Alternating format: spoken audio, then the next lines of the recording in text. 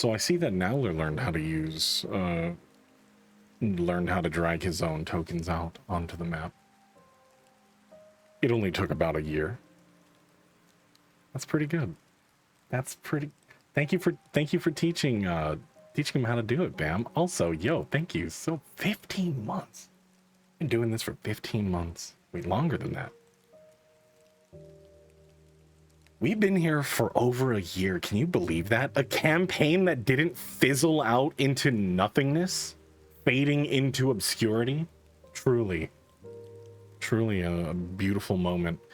And to be fair, aside from this year, we have been pretty consistent. I think that is a plus.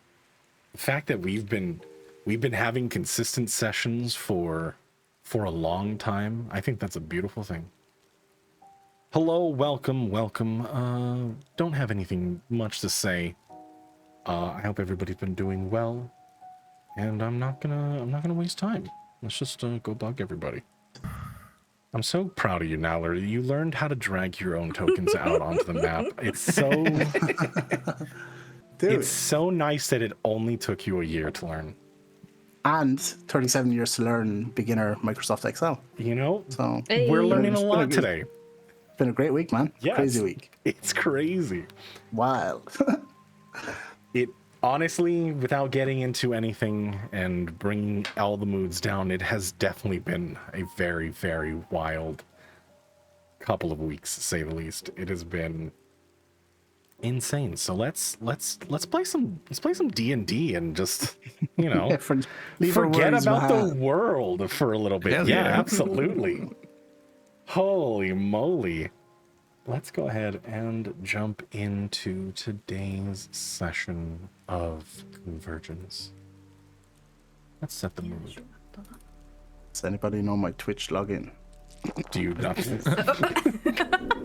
It's after logging me out. I'm good. I found it. Yeah, I'll say it on stream. 1 second. It was a 1-2 and it was a capital 3. Oh, okay. Nice. Uppercase 3. Wait a minute. Irish keyboard.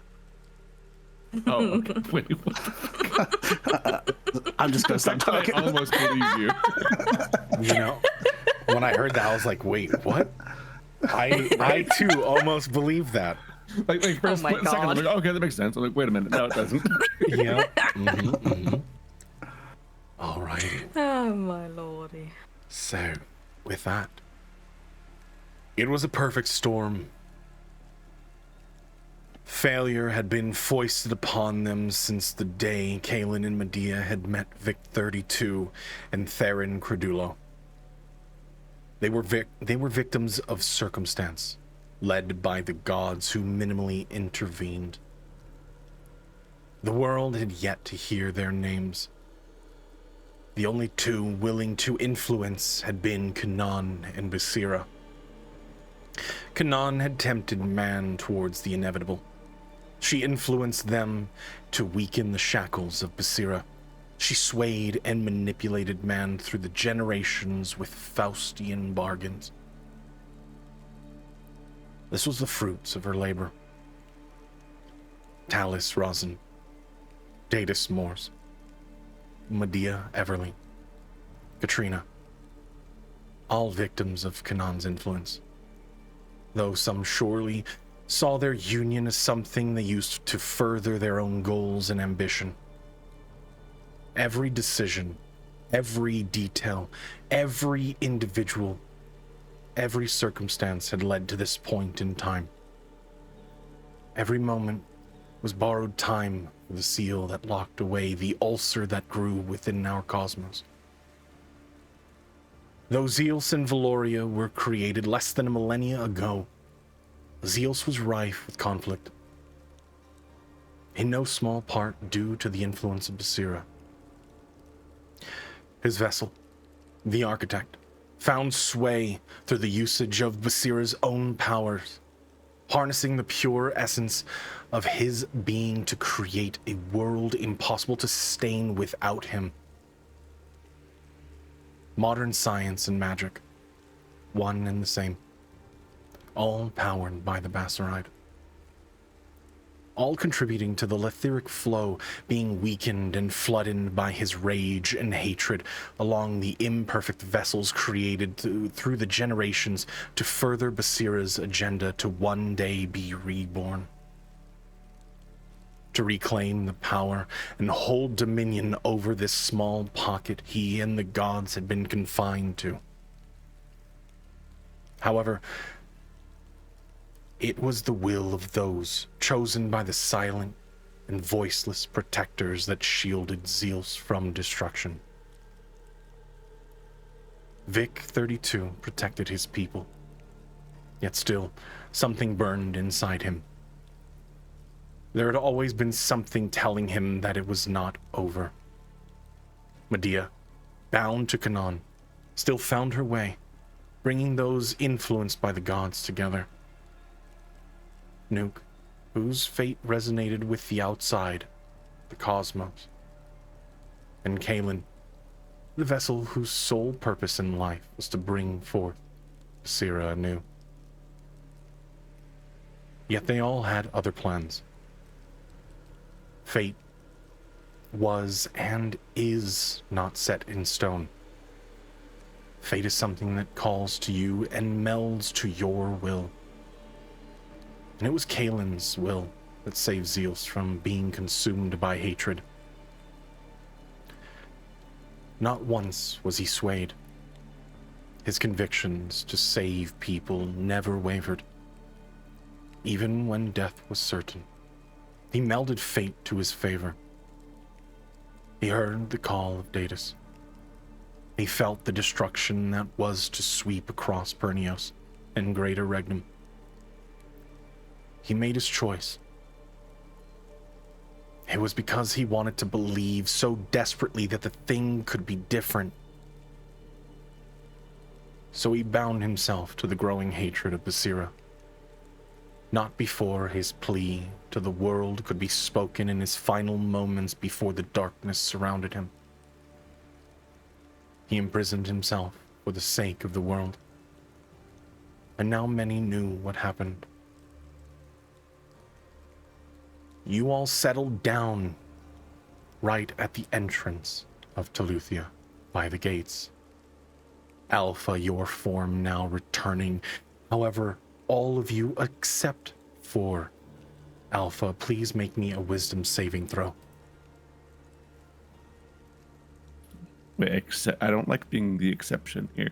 I don't know why, but I don't. Oh, wow. The hell? Okay. Wow. Chalk and cheese, baby. Chalk and cheese. Straight upset. In that moment, both of you, you see it flashed before you. The wave of energy that starts to manifest at the very topmost, the northern section of the warehouse districts in Pernios. You can feel the pressure expand wide as your world around you darkens. You see fields of rolling mass, the flesh starting to cover the ground, the striations like muscle forming into towers, spires. Things start to rise, spherical objects start to mold like bubbling pools of blood. The primordial soup that makes up the world. And then you hear it. You hear his voice. The final call from an ally. Most of you were unaware of what had happened already. Until this point. Alpha, you realize that your allies, you watch as Nuke, the mere instinctually reach for their minds, falling to their knees in pain and agony as the vision washes over them. The powerful voice that they had heard, Kalen's voice, reaching their minds. Something bad has happened, And those visions are not hallucinations, but the reality that Pernios is experiencing right now at this very moment. And in that moment, your mind expands to many others. You realize that no longer are you the only bearers of this news, this information, how the world is moving.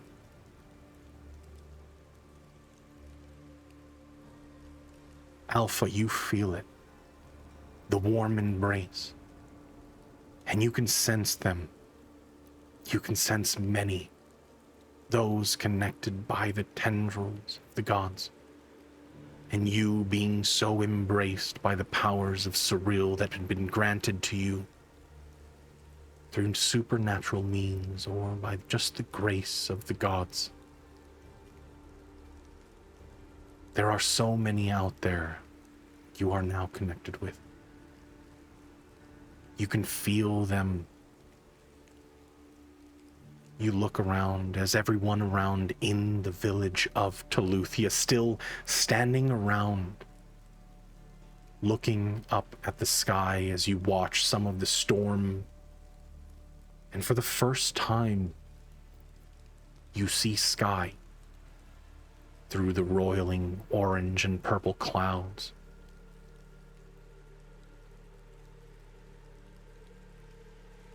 But with that, Thamir, you take 25 points of psychic damage, and you take 2 points of exhaustion. Nuke, you take half as much, and you are not exhausted as you are able to push past the vision that came to you, the voice of Kalen. You're not sure. You don't see him. He is not standing around you, nor did you see him fly away in his giant form to stop Datus. But you know in your heart that the reason why that sphere stopped growing and did not consume a good part or even the entirety of Zeus itself was because of Kalen's will to stop it. But that doesn't answer all the questions. As you now all stand around, we'll begin today's session with Alpha, your form returning to normal. Your body still trying to remember the way that it felt being a protector, one of the astral guardians. As it's lost to you, you look down at your allies, injured psychically, their minds hurt.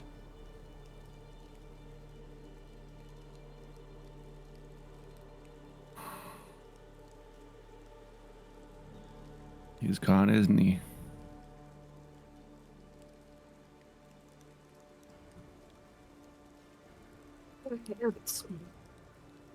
What the fuck is going on? Where's Kalen, Alpha? I think you know that now, same as I do. What happened? You were with him. I was kind of. It was all. It all just almost feels like a blur now, but. And you saw how big he got. He just kept growing. Then he was gone.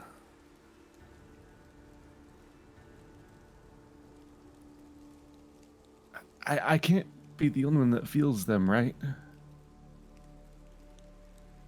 What? All of them. Everyone connected to this. You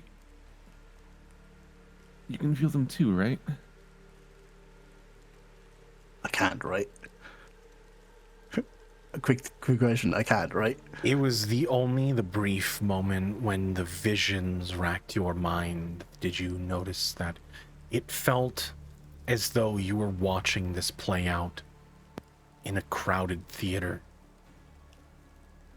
Thousands of eyes looking at the same horrific details.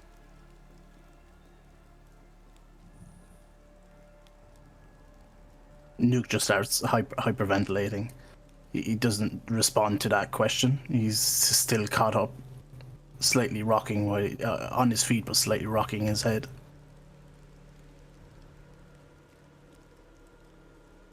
Alpha kind of nods and looks up at the. You said the sky is like we can actually see the sky now, right? There are parts that break, the clouds still toiling. However, you notice that the thunder, the storms, the lightning is slowly starting to subside.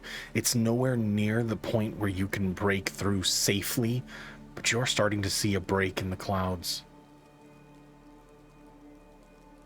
It seems whatever happened is starting to help. Are you all right? Surely he's not gone, I don't know. right?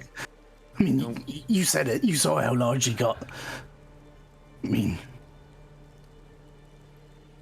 why should that mean that, something... I don't know, Nuke. All that I know is that we need answers. I'm hoping, I'll look into the village. I'm hoping that these people can help us again. I'm afraid they might be just as lost as we are now. I don't know. But I have a sinking feeling anyways that Kalen did what he had to do to make sure that whatever happened over there to all those people, I think it could have been a lot worse. What people? I mean, we were in the fucking cave. He was growing.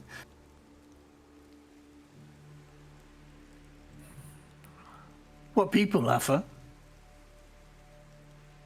I mean, you saw them, didn't you? No. 1 minute I was here, then I was somewhere else. I mean, I was Then flying. we got out of there. I flew. That's not what I'm talking about. Do I know they're from Pernios? You know that happened in Pernios, but you notice or you realize that the thing that happened or the experience that you shared with many are from people across the world. Oh, goody.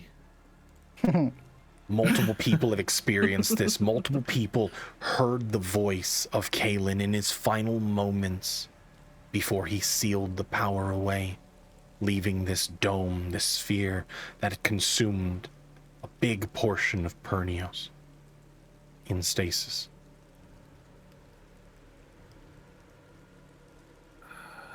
I mean, it seems like a lot of it happened in Pernios. These people just... I don't know, I think he managed to protect them somehow. But it's not just them. It affected everyone. Well, not everyone, but everywhere. I don't know. I'm confused. Like I How said, do you even notice? Well, you heard him, didn't you? You heard Galen. His voice? Did I? Because I thought we finished off last session. Am I where- wrong? Am I wrong? I felt that like they didn't hear their voice. I felt like Nuke didn't at the end of last session. Yeah. You didn't at the last session, but now as you all land, Yeah, as we landed. Yeah. you hear it as it's actually playing out. You realize that moments before Alpha, the lag between when you heard it and when Nuke and Thamir heard it were minutes apart. Yeah. Someone remind me what words he said again. It was Yeah, like please, 14 days actually. ago. You know, right? Please. there was a recap for. I'm kidding. TLDR, there was a plea to those that could help. To heed his call. Plea Gotcha. to the gods. To anyone. anyone that is willing to listen, to help him stop everything from playing out.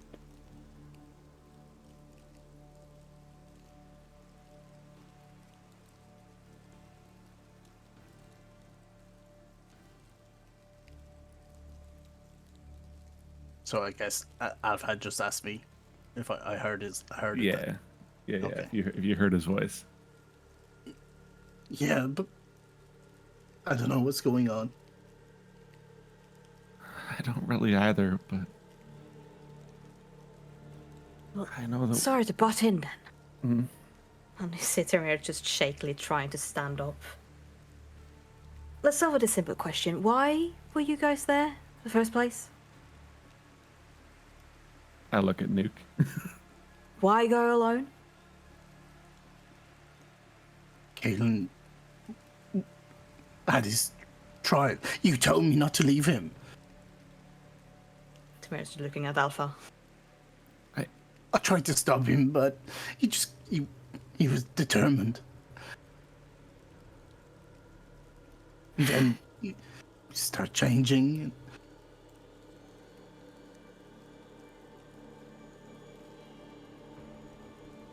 I don't know.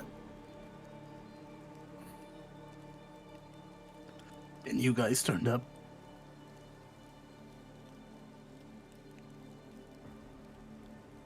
Fair enough. I mean, That's your thing.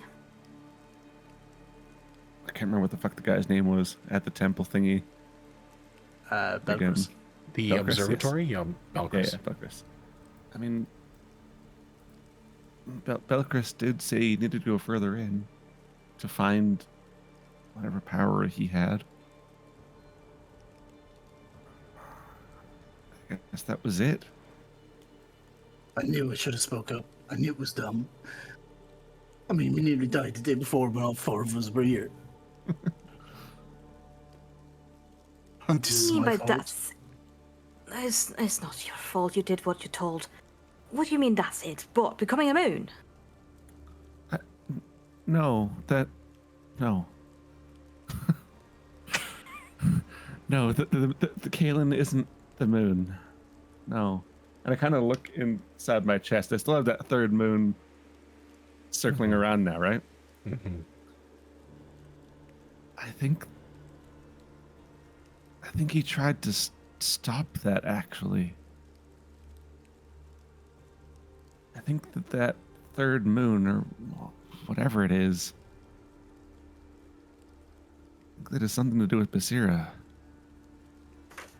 You realize that the moon that is orbiting in your chest around the two larger spheres, the reddish one still translucent. However, you notice that there is another translucent orb starting to form as well. Faintly, almost soft green, teal colored one. There are four. I was going to say, so I got four now. Neat. Two of them solid, two others still forming. See these two. I kind of like trace them around. I can like, I almost like reach a finger into my like body, and it like circles around it. It's weird. Anyways, see these two are new. They're not fully there yet, though. I think, and I kind of trace the one that I'm pretty sure is Basira. Kind of trace that around. I think this, and I reach out and point to this guy again. Is that?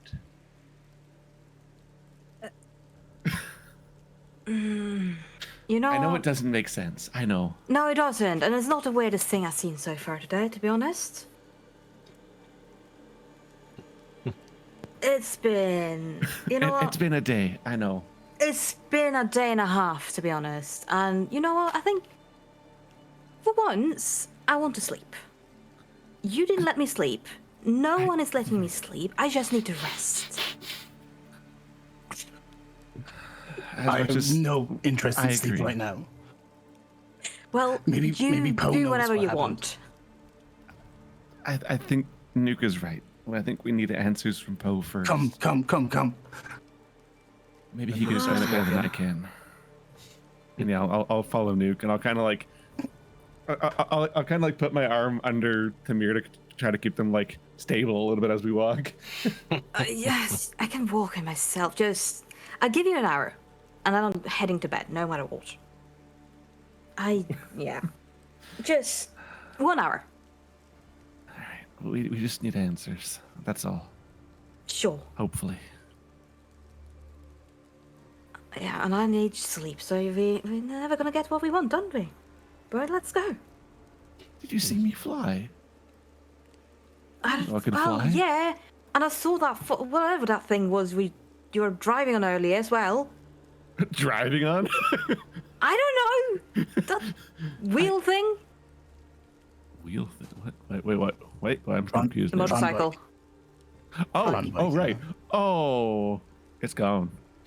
I don't care, it's gone. Whatever thing that is, I don't want to sit with that again. That was something of Vic's, actually. What happened with Vic, actually? You went to speak to him. That's a long story. But you're still holding him here. One thing at a time, Nuke. One thing at a time. His face kind of sinks a little bit too, knowing that, or having the sinking feeling that Kalen's gone, and last thing that Vic told him to do. But just one thing at a time. Nuke walks forward at half speed with 2 points of exhaustion. Yes. I'm bleeding. I just Same. remember to put it back on my character sheet. You know what? Actually, if Nuke is noticeably super exhausted, can I just pick him up and carry him? Yeah. Nuke is Will fine. you let me pick you up? Can I? Yeah, if probably. I like, Yeah, but don't stick your finger anywhere that, like, just pick me up.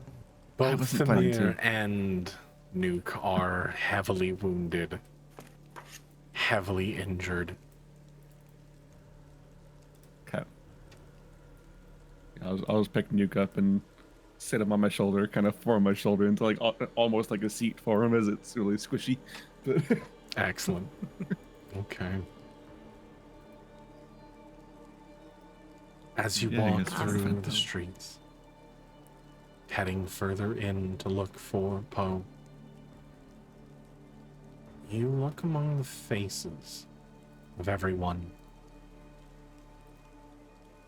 And they give this knowing look, all being aware, or at least they show that they're all aware of what had happened. In the clearing, the main thoroughfare of the village, you see a gathering, people talking amongst themselves, as you see a imposing figure that stands higher, taller than most of them, Poe, calling out to everyone, dealing each of their tasks.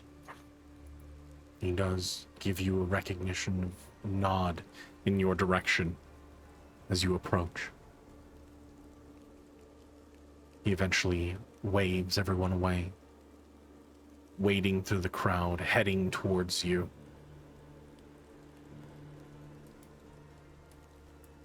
Still, that somber look. Contrast to the regal way that he carries himself, tall and proud. He doesn't say anything. You saw that, right? You heard that. Nuke straight to business. Nice. Like it. What? What's going on? What was that? That was Kalen choosing his destiny. We all experienced it, we all saw. We were there side by side watching as the protections of Surreal now fading.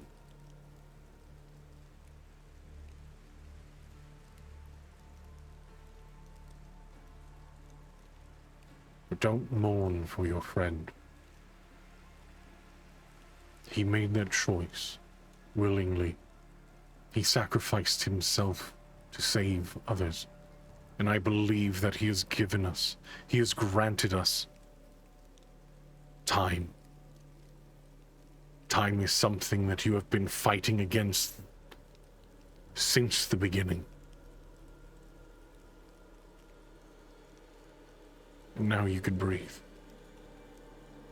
And finally get ahead of this.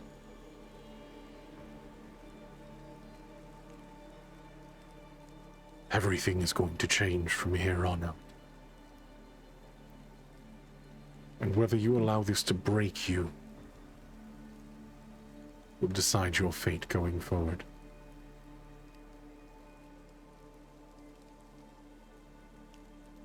I'm kind of getting a little tired of things changing all the time, but I guess. So he's actually like gone.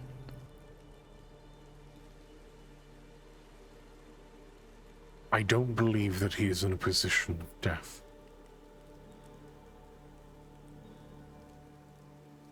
So we can get him back.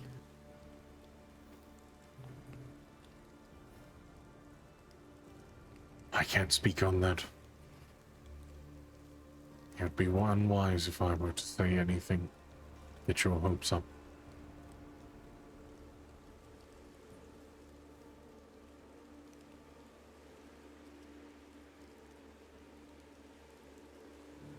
I think I see now why Vic didn't like you.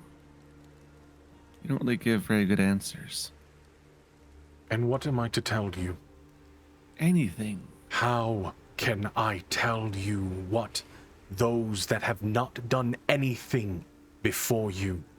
There is no guidebook. There is nothing. No manual to teach you how to stop this from happening. So what is it that you want us to tell you? That everything will be better? We have sat and watched time and time again. We have watched fate play out with not being able to handle, being able to deal with it ourselves, being so close to the Astral Guardian's powers, yet so cut off that we have no influence on stopping it. Countless times have we been reborn, only to be thrown into this world, to watch it play out over and over again. Those that exist among us, this village is among survivors that had to be reborn hundreds of times. Because we risk every moment of our life being torn apart by a power that we cannot wield.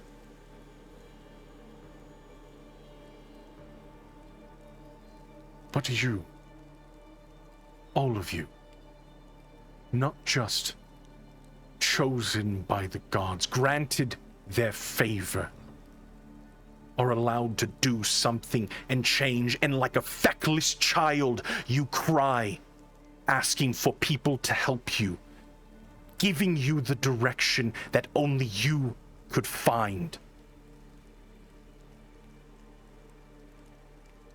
Yes, things are difficult. They will continue to be difficult, and there are still chances of your failure. But unlike us, you have the power to stop it. You have the power to change things, yet you still complain about not getting the answers that are satisfactory to you.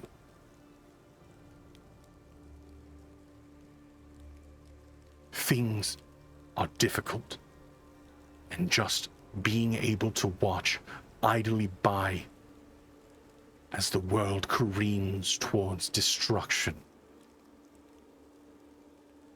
is not something that anyone should be fated to, yet here we are as messengers, those that can only see just far enough To know that something bad, the demise, is creeping just around the corner, but not powerful enough to stop it or influence this world in any way. So what if you don't have the right answers? So what? Are you gonna sit there on the ground, kicking and screaming, hoping to be hand-fed, spoon-fed the choices that you're supposed to make? You're the only ones that can make this choice. You're the only ones that could stop this. And if not you, then who? He adjusts his robes. Oh, God. He adjusts his robes. Oh, you're fine. And stands up straight. You've seen that there is this pain on his face, the anger now growing from your words.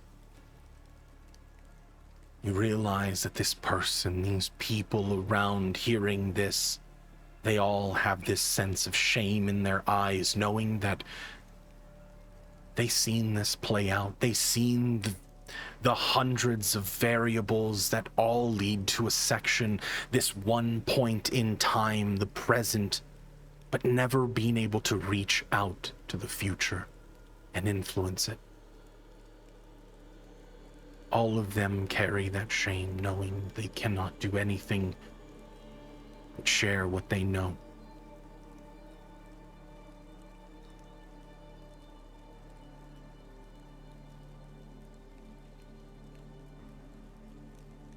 So I ask again, the answers that you seek, who do you think has them? When this hasn't happened before.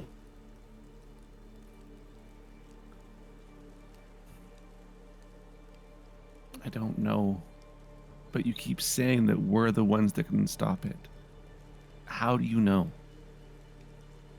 How do you know it's us?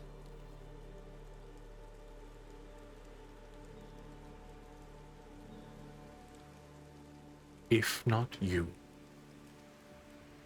then another branch will be born. You might be right. It might not be you. But I have a hard time believing that you, being here, born of the hatred, still a small fragment of Sarune's power, allows you to be born in strenuous circumstances. You found your way through the stars to bring one of the original people, a descendant of those outside of this realm. He looks down at Nuke, to us. And now we have one that walks between the worlds, not yet living, but not quite dead, that can help look beyond the veil.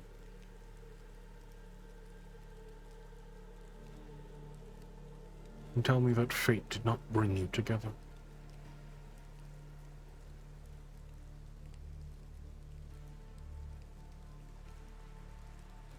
Suppose you've got a point.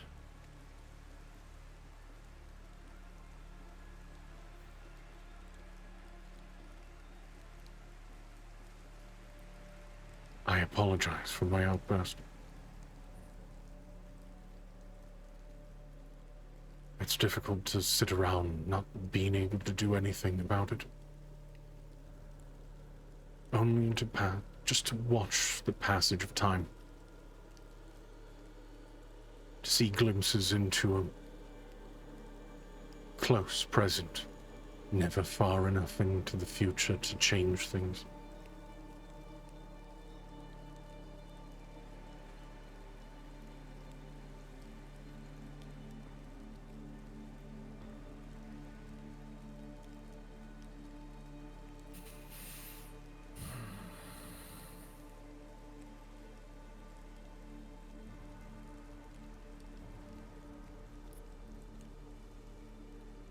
think in the meantime, before we do anything else, our friends need some rest.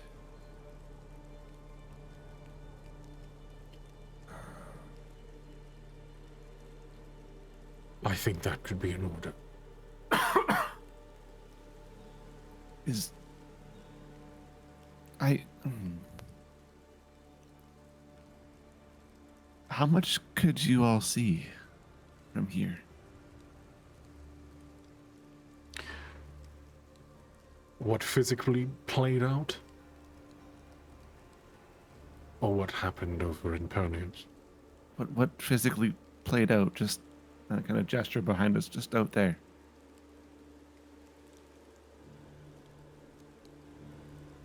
We saw the incarnation of Sira rise. We felt and saw you take the shape, your original form. We seen that as well. Yeah, about that. How? How did I do that? I think when the shackles broke and Basira started regaining his power, the green beam, the light that you saw streaking through the night sky up into the cosmos, I think it pierced the bubble, allowing the outside cosmos to seep into this one. And you felt but a glimpse of your connection to the Letheric flow.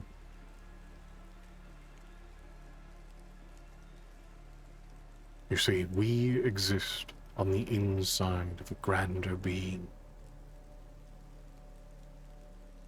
And all of our powers, everything that connected here was just the after image of what's on the outside. Think of it like an ulcer in someone's stomach. The god's powers were all sealed away so it could not consume Postile. So we all can continue to live. And I believe that that fracture in the bubble allowed you to feel that connection of your true self once more. Be it weak.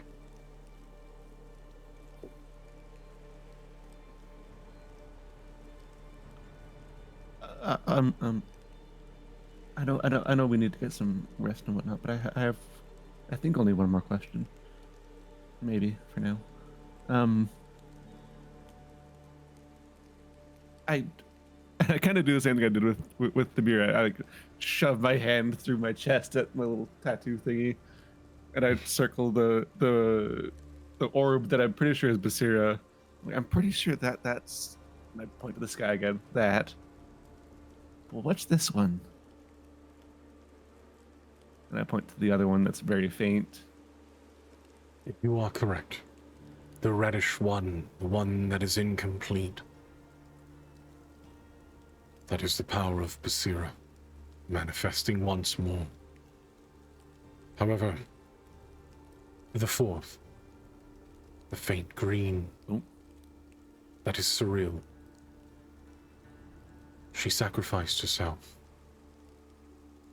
When everything was created here, Zeus, Valoria, in an instant she sacrificed everything to become a secondary prison, to seal away the powers of Basira, to shatter them.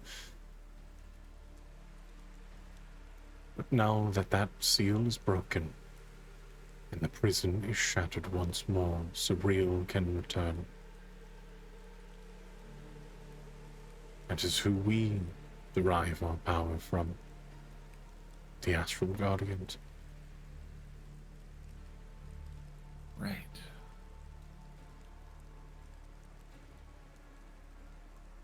Okay. That's a lot.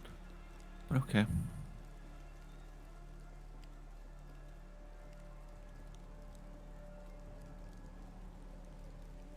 But as you all know, and you can plainly see above, the storms are calming. Now that the Basiris shard is no more in this land, taken away by Kalen.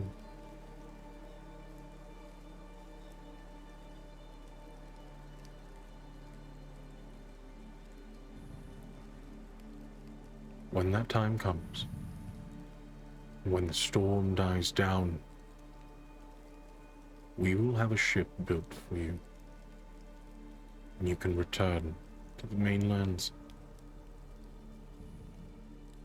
It could be weeks. I think at that, Timur is gonna actually open up their eyes like, wait.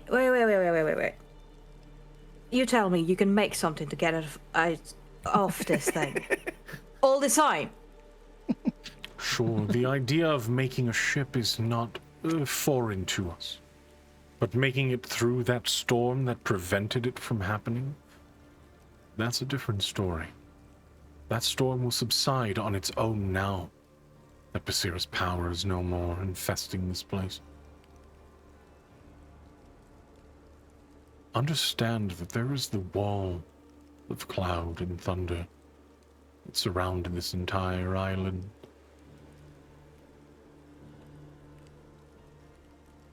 But look to the sky, Thamir. Yeah, sure. See it breaking up. You experienced what your friend had done.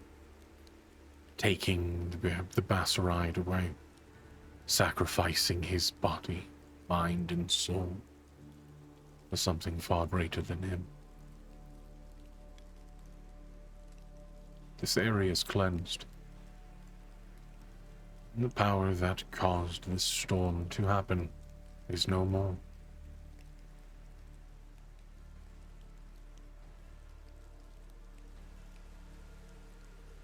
To be honest, I'm still kind of stuck on the fact that you guys can make a thing to get us after this, but yeah, sure, yeah.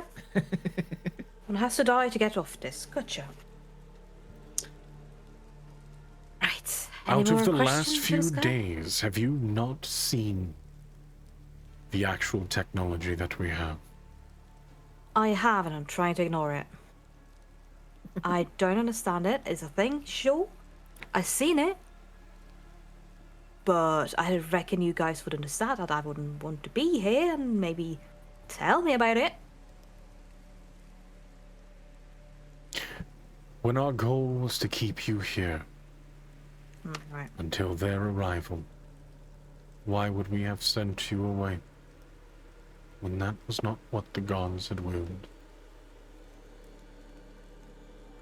Are they not wanting to tell me anything either? But I guess, sure. If that's your gods, I guess. Gods of secrets. Right, Alpha, do you have more questions? No, not that I think you can answer. Understandable. I have sent for Balkris. He should arrive by tomorrow. Go ahead to me. No, I'm just looking at Thomas over here. Nuke. So I got some questions. Nuke, you doing all right? He just slowly looks over at you. Kind of that. You know, that just that emotional exhaustion. Yeah. It's just like eyes are wide, but it's just exhaustion all over his face. Lights are on, but nobody's home. Yeah. Yeah. I mean, yeah. I mean, it's a lot to take in, and I think he's processing the confirmation that Kaelin isn't here right now, and kind of half listening to your conversation. Mm-hmm. He shakes his head. No, just no, whatever. I know. Good choice. One thing at a time.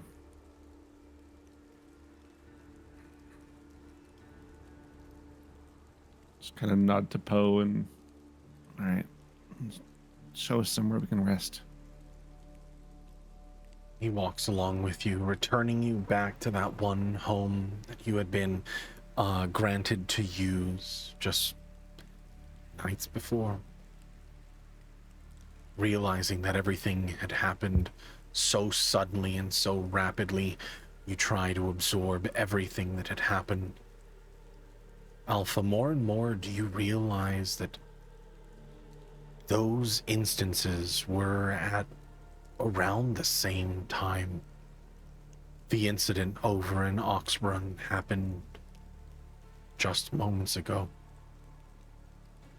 Their calamity, the destruction, the giant half-broken, incomplete vessel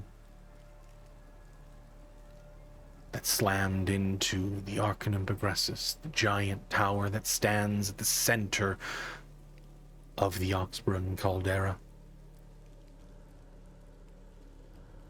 It happened at the same time as Kalen's thing in Yes. Carnios, you mean? Okay, gotcha. Yes. These are the same, in terms of timeline, everything that you had experienced at that point. You realize that that was recent. Mm-hmm. All connected. But again, you are brought to the house. Still quiet. A few of the villagers coming in, preparing food on the stoves around, laying out a spread, a feast of some sort. Before heading out. Now is the time to breathe.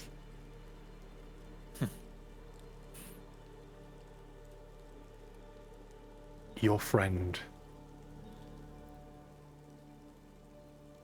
he granted us a gift that no one could have possibly imagined. We have time.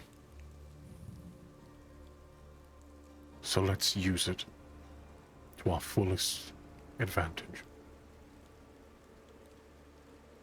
Thamir.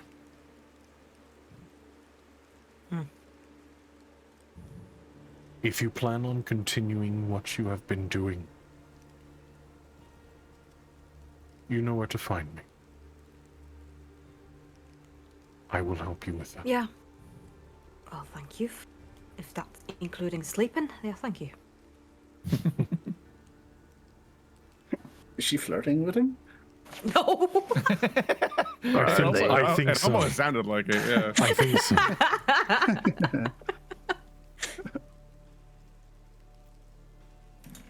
Flattered about Sorry. Well, you know what? No, just forget it. I just need a bed. Alpha, you stay the fuck away from me while I'm sleeping. Okay.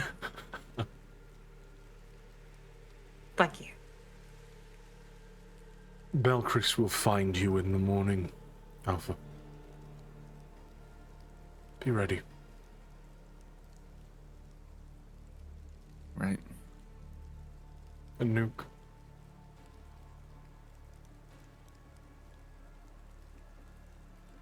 You've been incomplete for some time.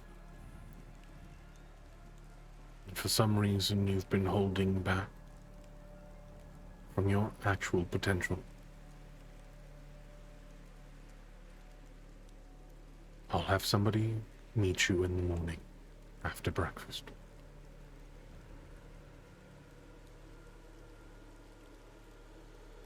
But rest for I the nod. night. He does give you a bow at the front door as he closes the both almost shutter-style doors, closing them, leaving you alone in the chamber as the rest of those that were cooking a feast for you, laying it out on the tables, also excuse themselves, giving you a nod, leaving you all alone in this very faint, amber-lit room. see it faintly glowing in this lantern hanging on several of the adjacent walls.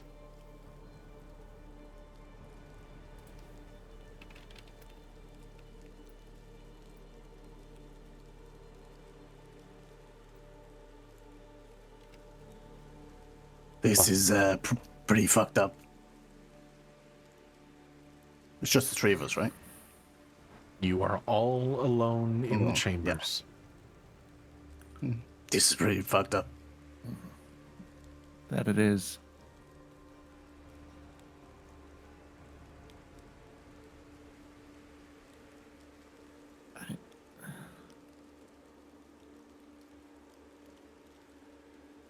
I wish I knew more about what was going on.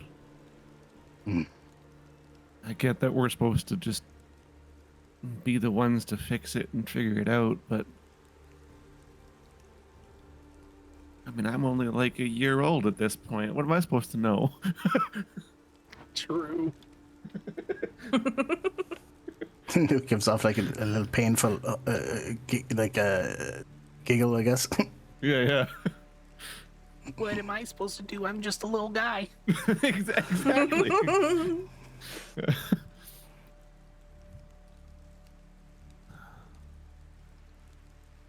I mean, what he said about Galen being, not dead, but I just like that, like, almost a shrug or hands up, like, oh, what do we do with that? I don't think that means we can bring him back, though. Like you said, he made his choice in his destiny or whatever.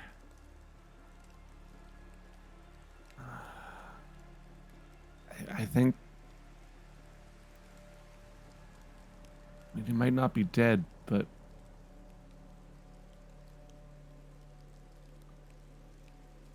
I don't know, maybe it's just something more. I don't know. This sucks.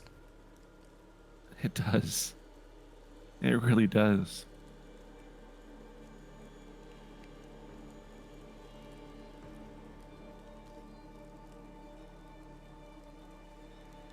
You said there were beds in here, right? Yeah. Mm-hmm. Yeah. I think Tamira's going to just go straight over to one, face palm into one, and still listening, but just tired of standing around. So, I didn't quite catch it, but did he say the shards of Basira were gone, From this area. but not Yes. fully gone? There's some somewhere. There's some everywhere.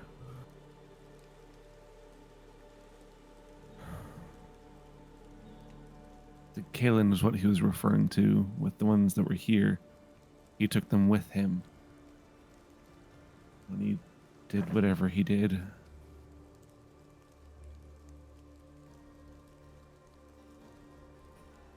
That's why the storm is clearing up.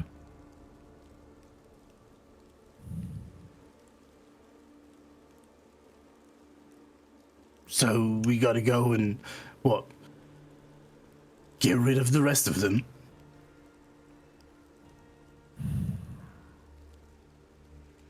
Potentially losing more of us.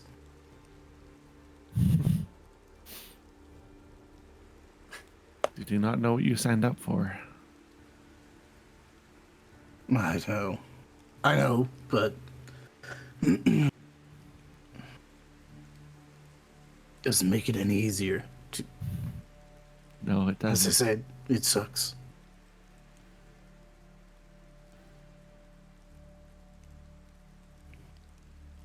Gonna hear a muffled, almost tired back, like comment back to that. Well, at least, hopefully, you're not going alone this time.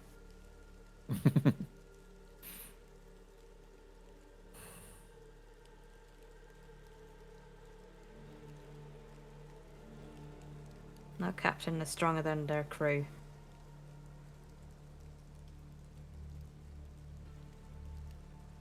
No, but we had one. Captain or And now I crew? failed it. Captain, kind of. Not my captain. But go on.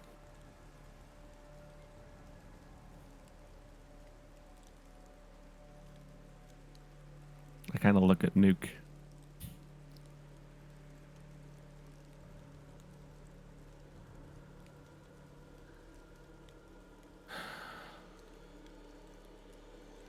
I mean, it's difficult when the one that seemed to know what needed to be done all the time is the one that I've now failed.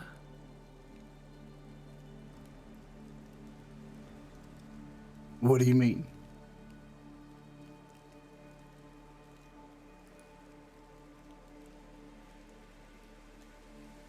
Well, you asked earlier what happened with Vic. Right. I mean, they're holding him somewhere here, right? What did you guys Kind talk of. about? Kind of.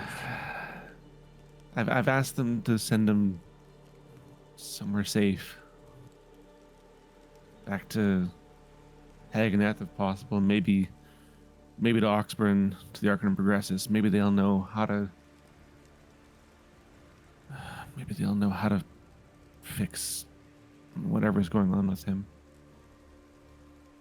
What?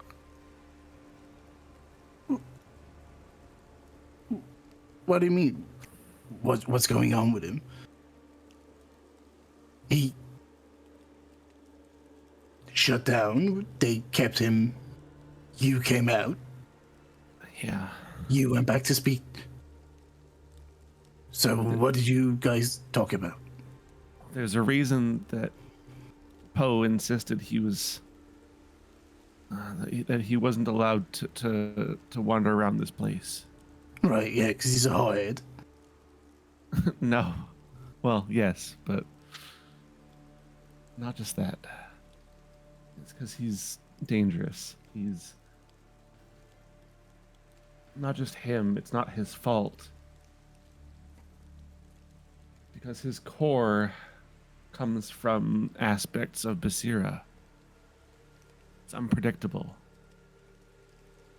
That orb that Kalen was carrying before we ran into God, what the hell is his name? Hang on, let me write it down. Hold on. Elchris. Belchris, thank you. I swear I wrote it down somewhere, but I didn't. Belchris. Before we ran into Belchris. That same thing that happened to that could happen at any point with Vic's core. How? I thought you, but you and Vic are like the same thing. So, I thought so too. But it appears not so much. If I'm understanding it correctly, which I very much doubt that I am, but from what I gather, I'm part of this Cirilla person. They've chosen me for whatever reason.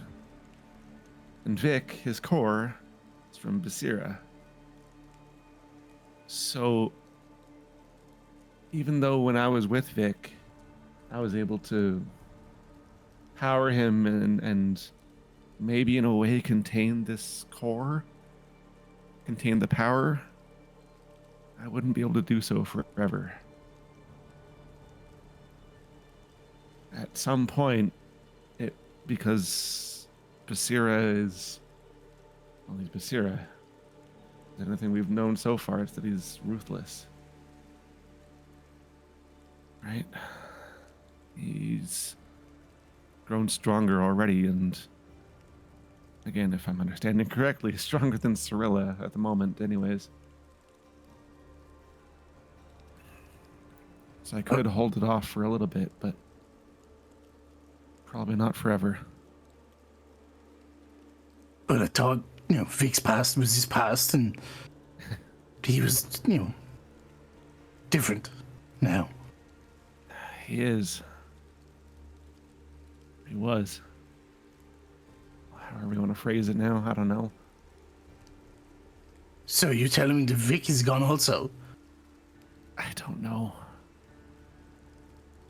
I hope not. I had a hope, and he. What did you I talk had- about? You spoke to him, right? I did. And? It was about what needed to be done. He said this. No. No, I said this. He disagreed. He didn't think I could do it. He doesn't think I could do it alone.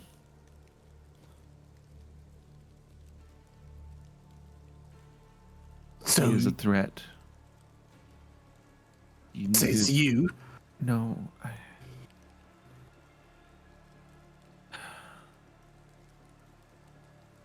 as much as he disagreed with it, he saw that too. He knew he was from Basira and that Basira's power is growing.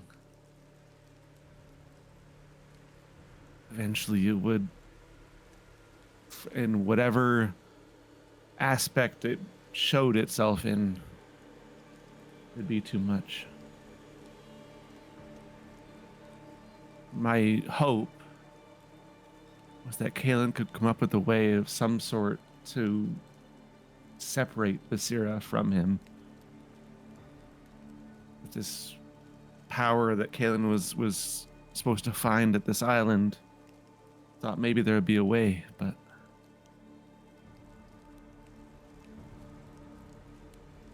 now our hope just lies with those at the Progressus.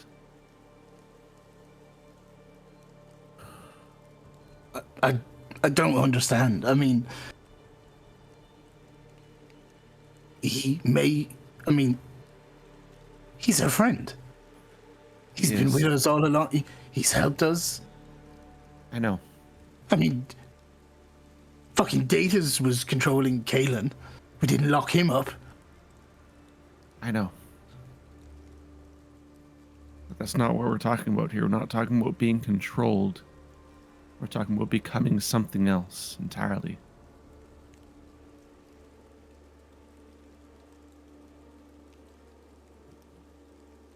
I'm sorry, buddy, but it's been a long day. You need to be more specific. I mean, what I'm hearing now is you've taken a decision on to yourself to get rid of Vic. I didn't get rid of Vic.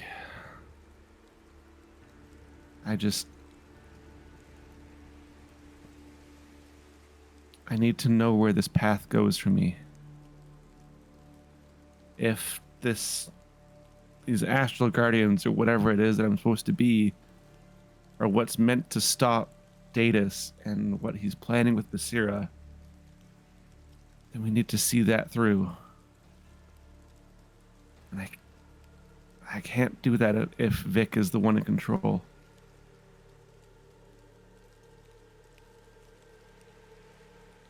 I thought when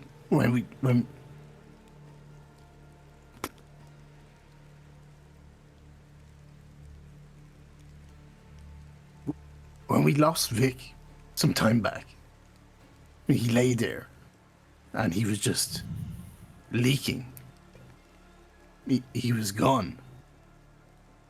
But then somehow you merged with him. I did.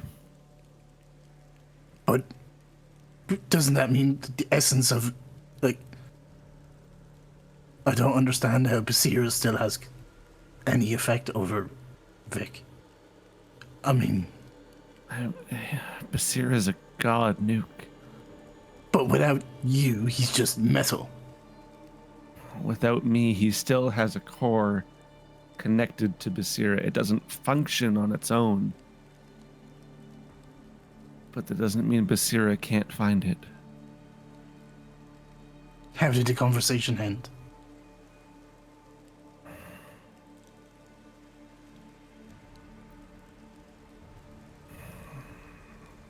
Vic told me that if I was to go through with this, at that point I'd already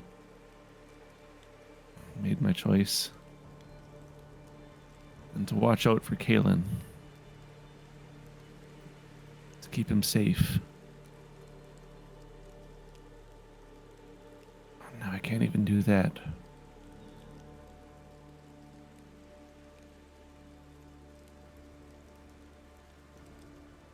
I told him we would find a way, though, to get him back. Separate from Basira. I mean to do that. I don't know how yet. I don't know who is going to be able to do it, but there's got to be a way. I'm not done with him. He's not done with us. He's not gone. Not forever. But insofar as he wasn't okay with it, he was okay with it. He acknowledged. He acknowledged that it was happening because it didn't really let him choose otherwise. I didn't like doing it, Nuke. I didn't. But when I merged with him, I made sure that there wasn't enough of me flowing through him to fully power him. Just enough that we could talk. He still saw everything that I had seen. But I didn't really give him much of a choice in the matter of whether it was happening or not.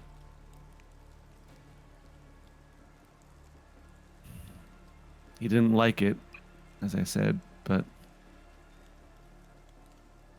it's happening without him or not without him.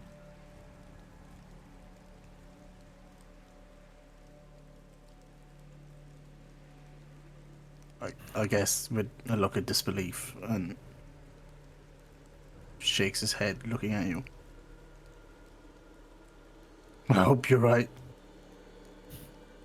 We've lost enough. I hope I'm right too.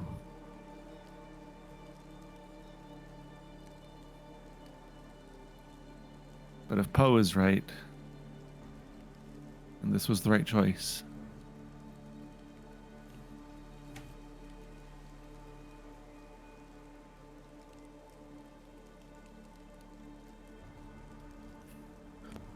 and for whatever reason, I trust Poe. I may not like his answers he has, but something in me tells me to trust him.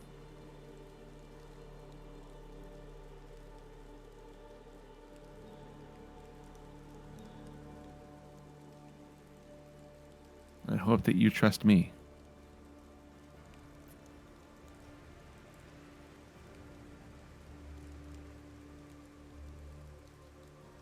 Long pause. I don't need to right now, but in time. I know you don't know me as well as you knew Vic. I don't know me as well as I know Vic. A lot of who I was and what I was because of him, and I'm not going to forget that. I need to know who I am now without him.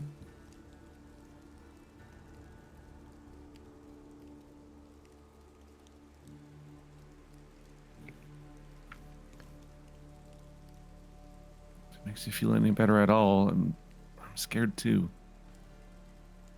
I don't know what this is going to bring for me.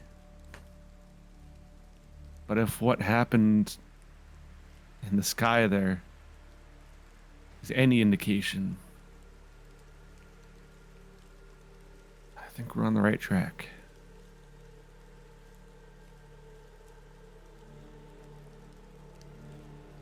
I mean, did you see me? I was huge.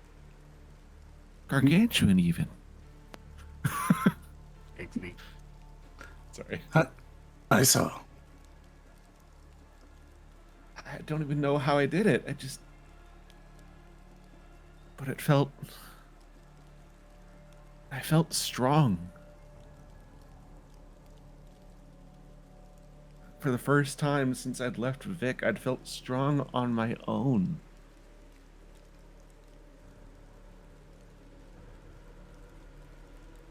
Look, Alpha.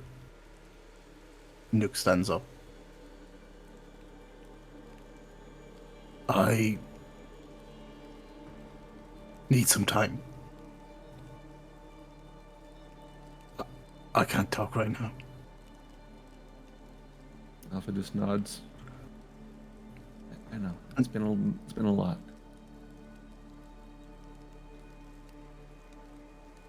I'll be back. Nods in Nods again. acknowledgement. Yeah. Walks out.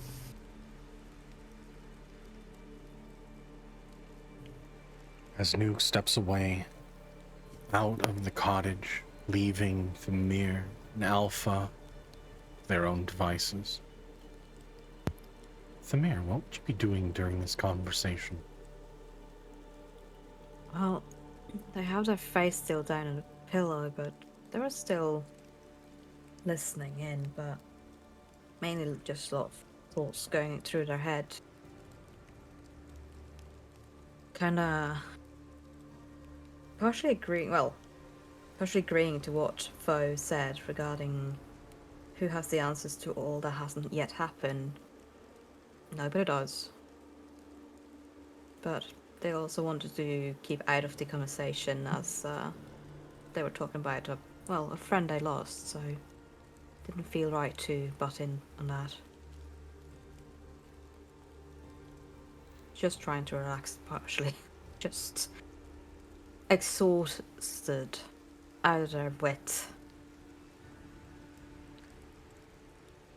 In normal circumstances, anyone in your position would have already succumbed to exhaustion, falling asleep. Still, sleep does not find you as Alpha and Nuke share their words. You hear the shutter doors closing as Nuke leaves the building. Both of you left in silence, left to your own devices. In that time, Alpha, having a moment of quiet, what would be going through your mind in this moment?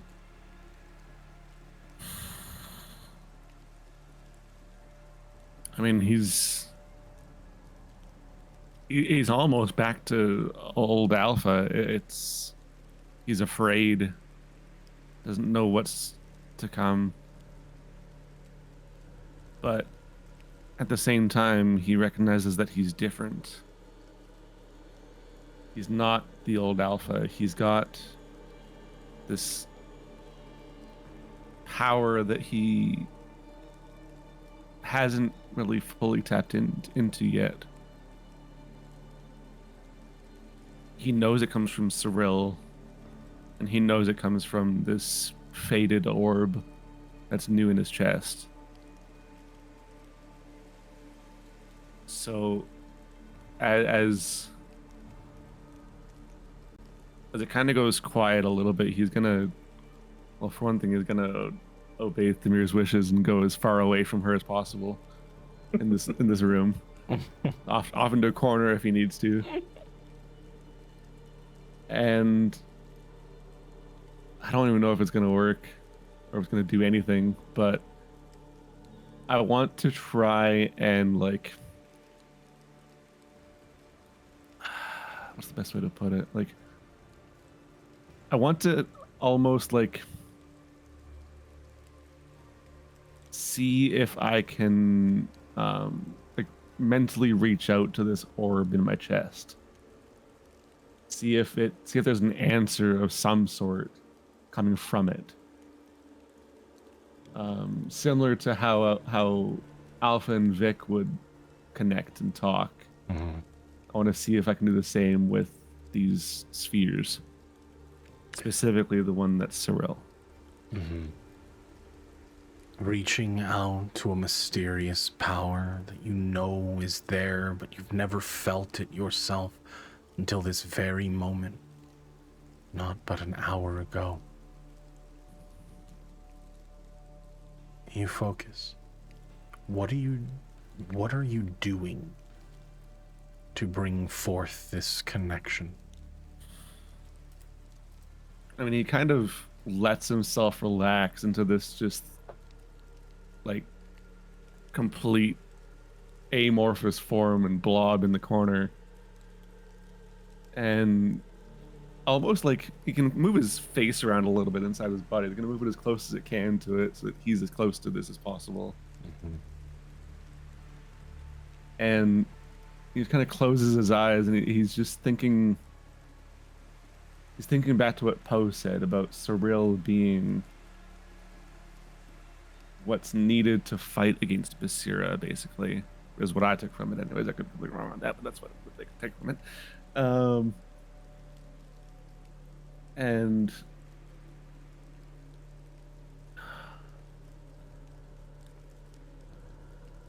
I guess he's reaching out for some kind of assurance that he's done the right thing. He's not getting that from anyone right now, and he needs to know if he's done something wrong or if this was the right path to choose. Give me a high or low roll. I'm assuming you want me to call it. Yes. And then roll. I'm gonna go high. High it is. Almost nice.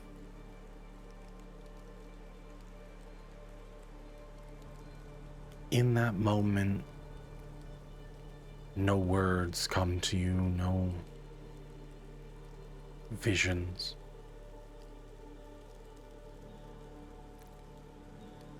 But a heat, almost like everything that makes up your being feels like it's ready to boil just right at that threshold. But it's not pain. It's not uncomfortable. It's a warmth that you feel.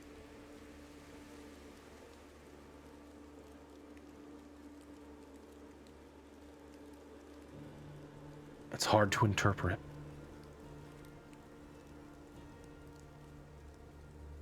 Maybe like seeing an old friend,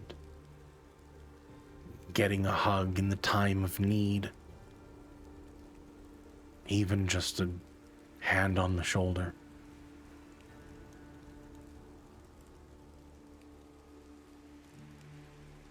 But you are aware that something is there, someone is watching.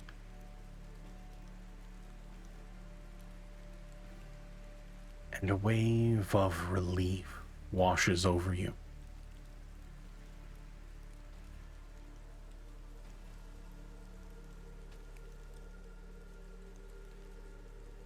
But it quickly fades.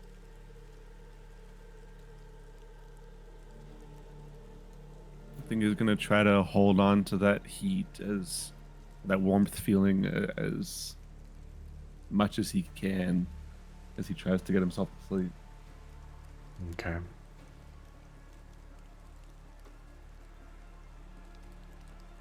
In the meantime, Nuke, you stepped away from the cottage for a moment, trying to gather your thoughts. You closed the shutter doors behind you, stepping out into the main road of Teluthia.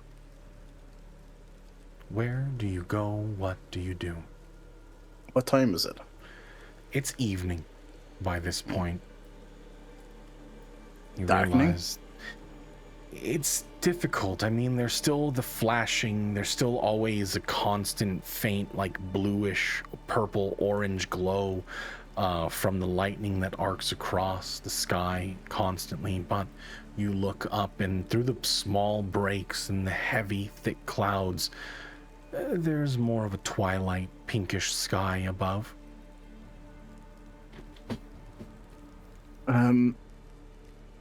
Yeah, Nuke needed to just get away from Alpha right now. He just needed to get away from. Everything was just getting too much. On top of everything that just happened, which would be enough for anybody. Now Alpha is telling him that it's difficult for him to process. Like, Alpha says that Vic isn't gone forever, probably. But Nuke had to fight with the... First it was the thoughts of, like, having to help Vic, like Alpha was doing this to him. But I mean, Nuke knows Alpha somewhat, and there's just competing. I guess that was the crux of that issue, was just those competing thoughts. There is a level of trust for Alpha, but it's difficult to accept. Nuke goes walking, just get some fresh air, mulling it over, trying to piece things together. Not only did a lot happen today, but there's a lot that's difficult to explain, to comprehend, and certainly to accept.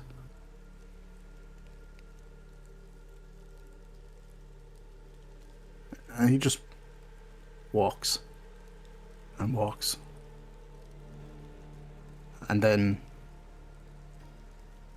he decides to just try find a quiet area. He's exhausted. I mean, just... I say he walks, but I mean, he's shuffling, let's face it. I remember when I was trying to practice some of my arcane stuff, I found a quiet corner away from everybody, so nobody judged me or laughed at me. So I'm going to head back there. Hopefully it's quiet. There's nobody around. As that thought runs through your mind, you look up, just expectantly, just to see where you are, so you can head back to that quiet place. However, your footfalls had already carried you to that exact same place. You recall that very moment, just when you found yourself at death's door, or near it. The image of your father. Small conversation that you and him shared. So long after his passing, yet still finds a way to look over you, protecting you from the world. And just like that, instinctually, you found your way back. The fields now quiet as the soft, bitter patter of rain hits the gravel road beneath your feet.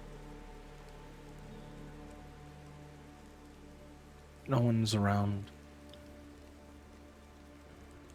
The trees now give a little bit of respite from the faint rain that drizzles down upon you.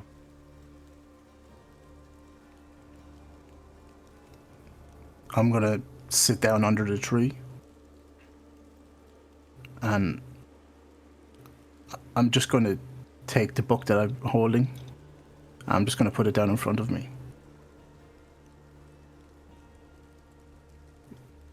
And I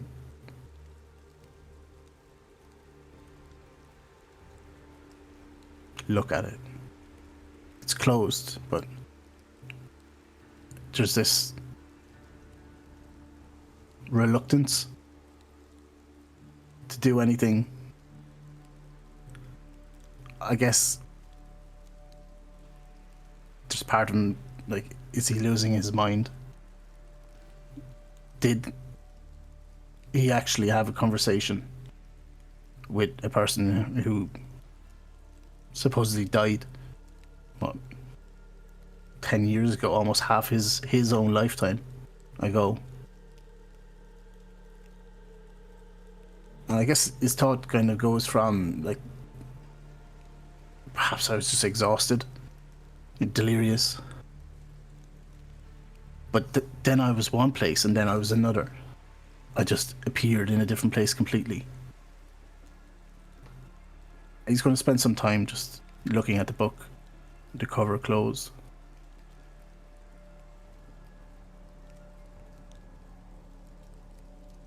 I would say an hour possibly passes. He's just sitting there breathing, looking at it.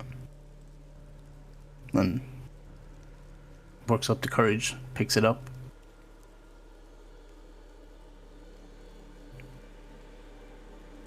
Give me a perception check.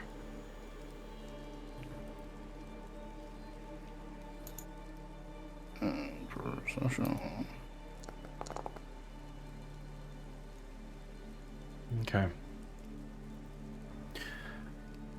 You gather your things. The rain now subsiding to a very soft, almost mist-like drizzle.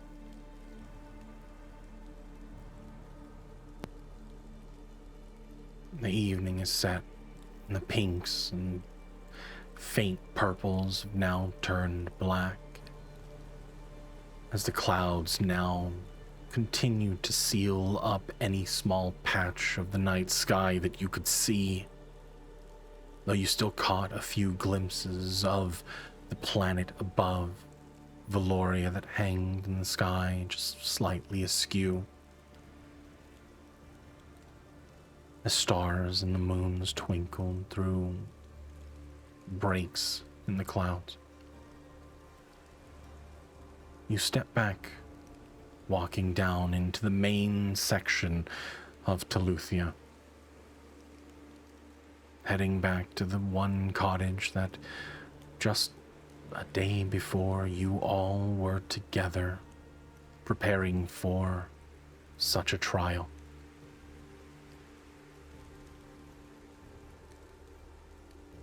The wave of lethargy never had left your mind, still foggy, clouded. The mere every time your body tries to slip into sleep, you find yourself once again among the letheric flow.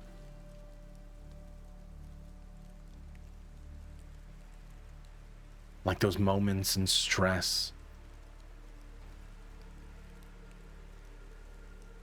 you can't stop yourself but to gasp for air just periodically, realizing or feeling as though your body no longer breathes on its own. You resort to thinking about breathing, which is a cyclical, manually breathing in and out, hoping that if you were not to think about it, you would cease to breathe no more.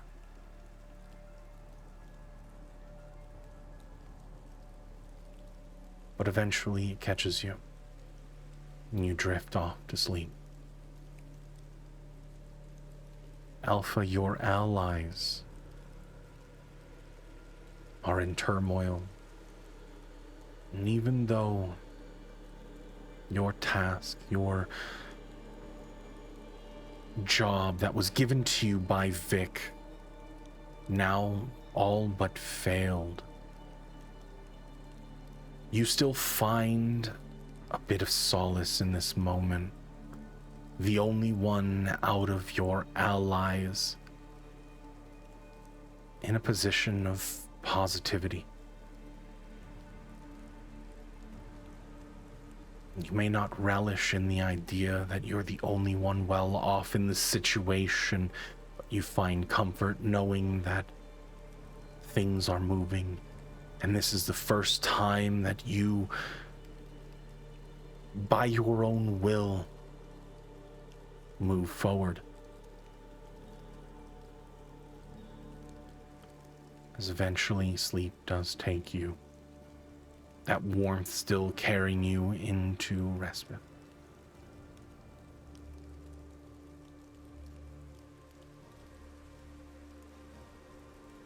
But your dreams are something else. They're not peaceful. They're not nightmares. Give me a wisdom saving throw. Sorry, was that me? Yes, Alpha. Oh boy. Okay. Wisdom saving throw. So good at these, though. Mm-hmm. Oh, you know what? Not bad. Not bad.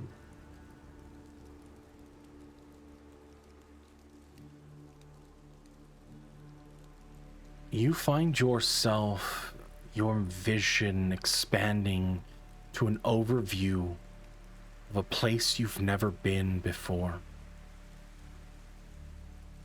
This large corpse laying across the quad of auditoriums, the outside amphitheater area. All along that area where lectures would go down.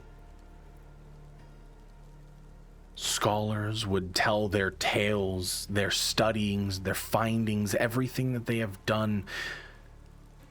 But the only thing that remains there are hundreds of people standing around a corpse that is slowly deteriorating. You watch as the flesh, now not rotting away, but melting almost like ash.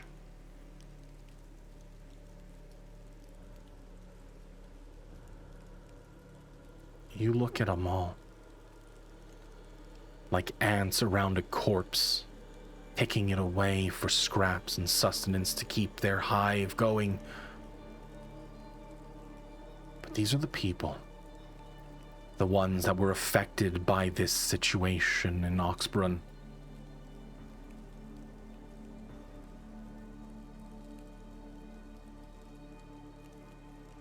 A faint voice comes to you. Give me a wisdom saving throw. Okay.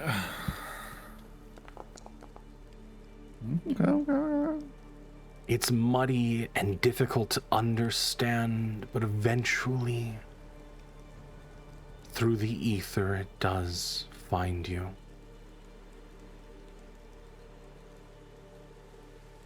This vessel was incomplete and incompatible.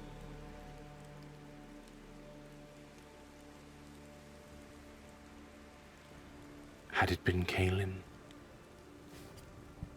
things could have been much dire, much more worse than what had played out here.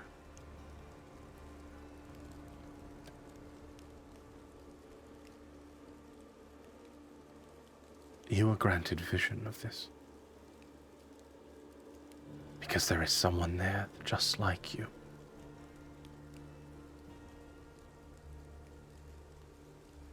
A power so precious, so earnest in their endeavors.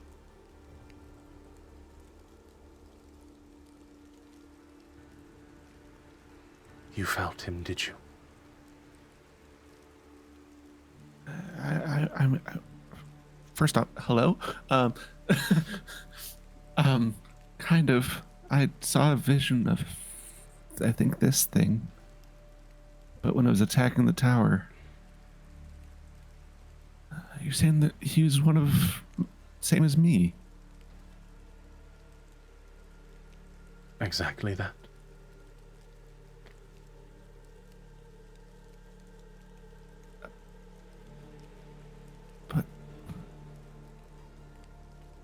But how?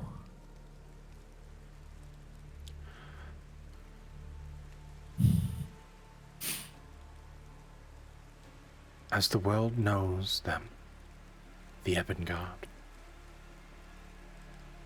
the vile creation from a vessel trying to bring forth destruction. Basira and I have been connected since the beginning.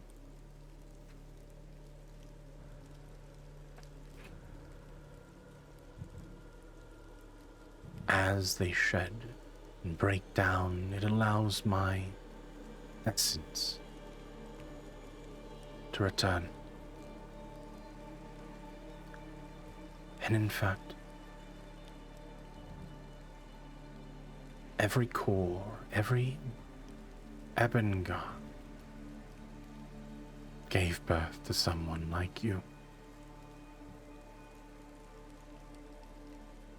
Find them.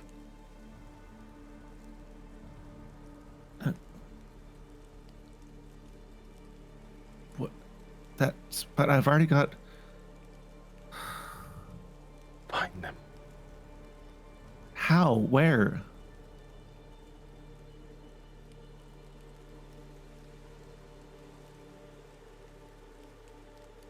As everything goes cloudy, the vision fades away.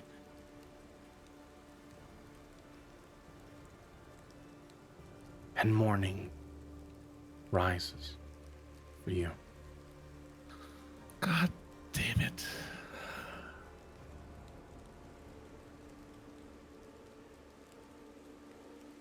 In the meantime,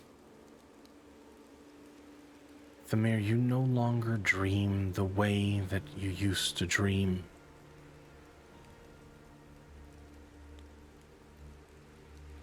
Moments seem to fade, and quite rapidly.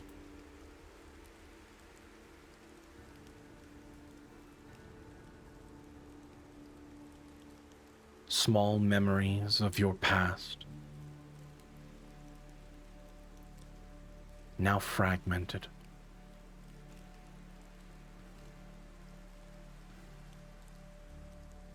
The longer you exist,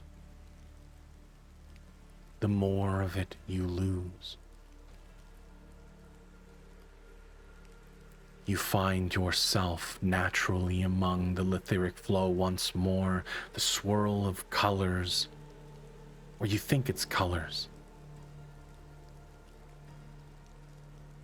But in a sense, that is how your mind tries to comprehend what you are experiencing in this moment. You no longer have a corporeal form, a thought, an idea is what you are in this moment as you float through.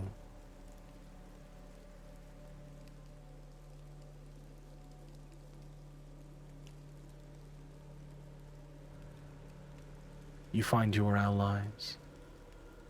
You find yourself among their dreams, their past, their present, their things that will never play out because something else was chosen.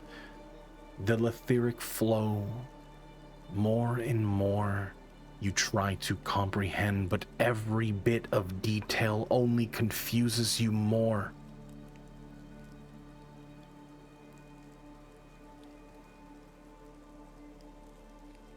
Give me a wisdom saving throw. Damn it.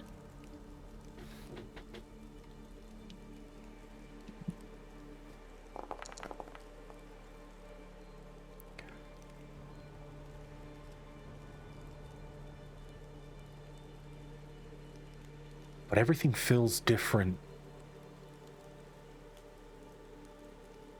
Before you trying to push yourself into this place, but now finding yourself here naturally. You merge among this energy. But everything goes cloudy, murky. Visions of your friends, their childhoods, their present, their future.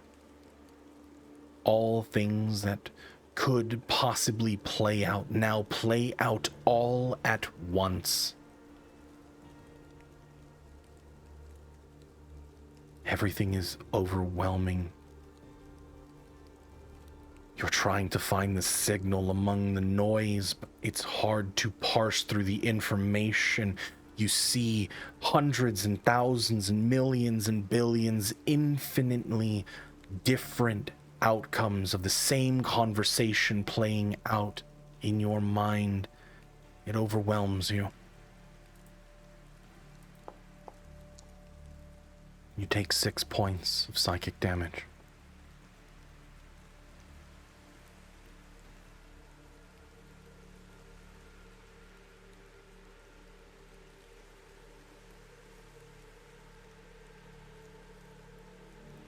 You instinctually pull away, knowing that every bit of moment you realize that you're sleeping, but constantly you are struggling with the fact that you are always lucid during them. You're never not.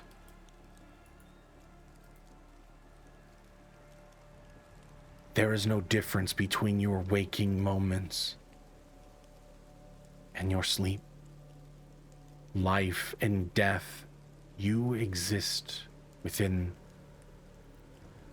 the outside, looking in, an observer as life plays out. Yours effectively done, but still, you try and play with the threads.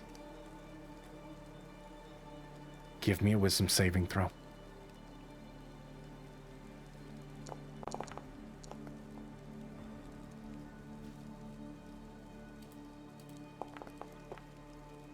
You take 1 point of psychic damage.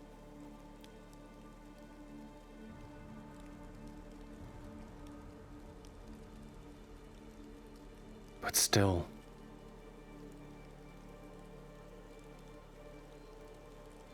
you're not ready. You're not sure how long it's going to take, realizing that you are still swimming amongst this toiling ebb and flow. You don't understand how these waves pull.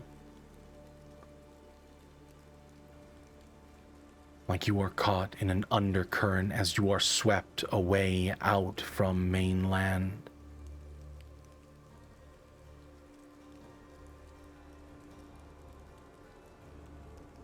But then it clicks. Just like the sea you were born for, you are once again returned to yet another sea. Except this one is made up of everything possibilities. Life, death, and everything in between. Go ahead and make a not a death saving throw, a wisdom saving throw. No. I apologize. Shit, what just happened? Not dead yet. Not dead yet, however, once again,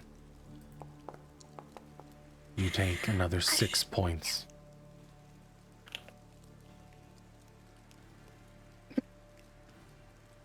As you find very close to it, however, you're shunted awake. The soft rain now still pattering down on the roofs.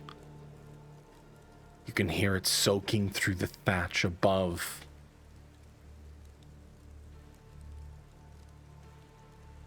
But again, your night is not restful.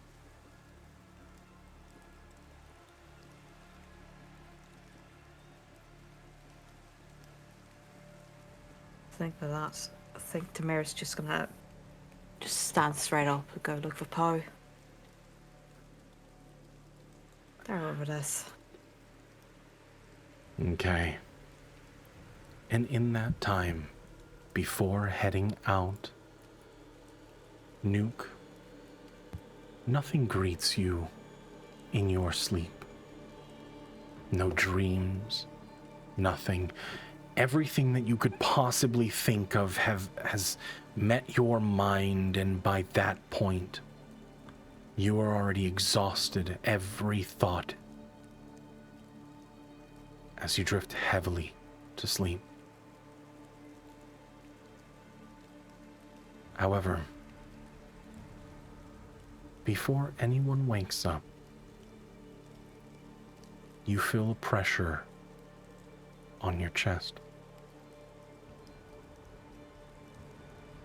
As your eyes dart open, you see as this faint, almost black, roiling shadow of a blade rests against your throat. You see piercing gold eyes, very well-groomed fur across the face. However, on the arm that holds out this blade made of shadow, you can see that the scales crawl all the way up under this robe that is adorned with intricate patterns of symbols of arcane nature. her other hand up to her lips in a motion to stay quiet.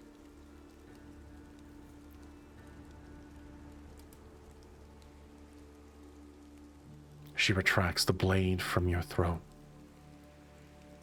and motions with her hand to follow. As she hops out again from the window that you had once before when meeting with Poe the one night, it feels very similar. She doesn't make a sound. But she jumps out. Do you follow? After a pretty big gulp, I do, yeah. I reckon I see the similarity. And Poe did say, he did make a comment about somebody helping me. I follow out the same window.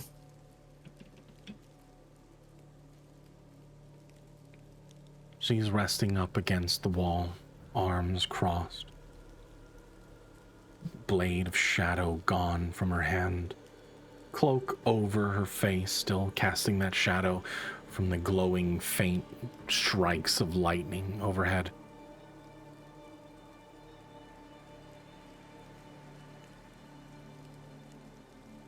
Let's go. We don't have time to waste.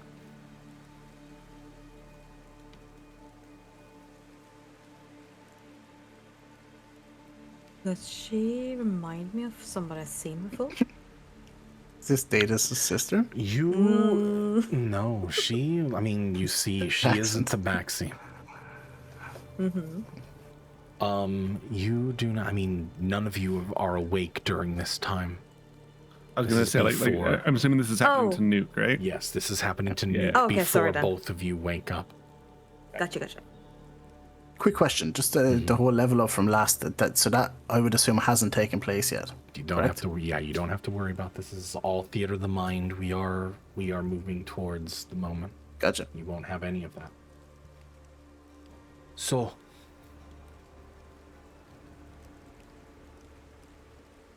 You're weak, aren't you? Sorry. Pretty good way to start off a conversation. Blade to my throat and... I mean, I'm tired, but no weak. Your eyes puffy. Worried about the world. Not focusing on what you should be. So much potential wasted. It's a pity, really.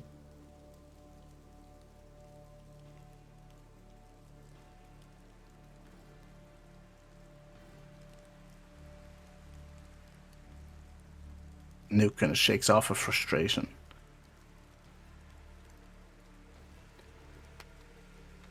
I've been So- told. Oh, go ahead. So I assume you Poe sent you.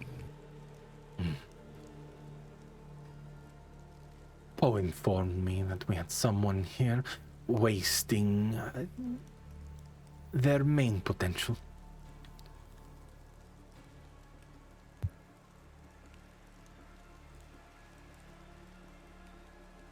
And well, if I am to put all of my faith into someone that is supposed to save the world, I'd like to make sure that they know and they can keep themselves in order when things come to head.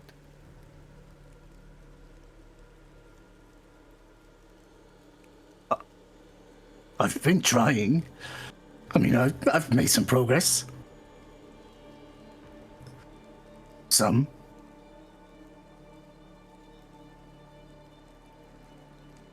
Show me. She once again summons the blade at her hand.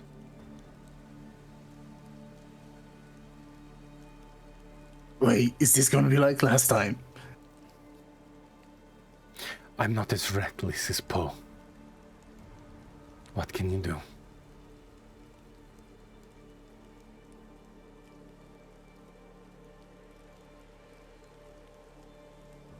Instinctually, briefly, Nuke goes for his hand crossbow, but he catches himself and he pulls his hand away.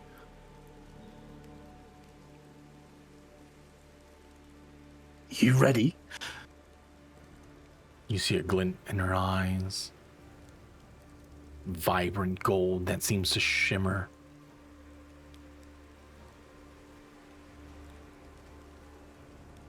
I step back, take one step back, kind of holding my hands together, almost in an orb, and just thrusting my hands forward. I cast Magic Missile. Okay. Go ahead and roll it.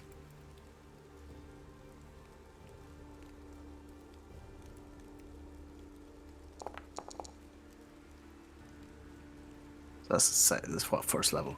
Mm-hmm. Go ahead and do 2 more times.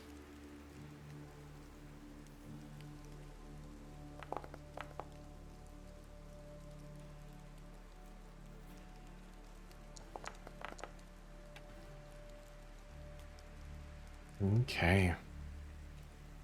They strike. You watch as it does damage. She doesn't stop it or prevent it. She flinches slightly. So, it seems that you didn't completely abandon everything that you were taught. There's still a bit of magic inside of you.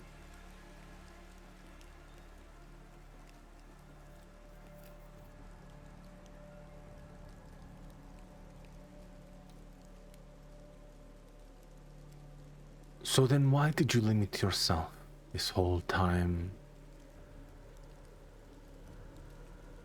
Not allowing yourself to connect to something that you were taught.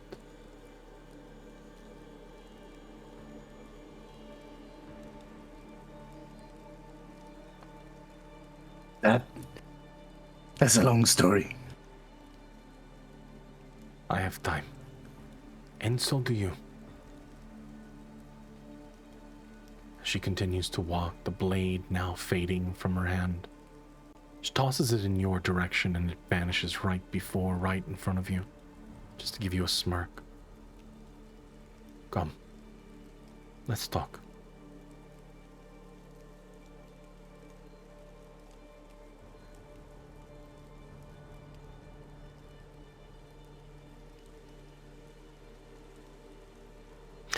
You see, as she now summons, instead of the blade, she pulls out an orb. You can see as these glyphs now start to dance around, spinning, fading out of existence constantly.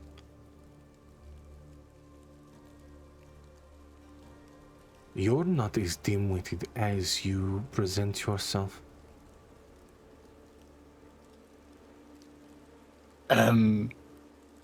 Okay. So why do you act so stupid?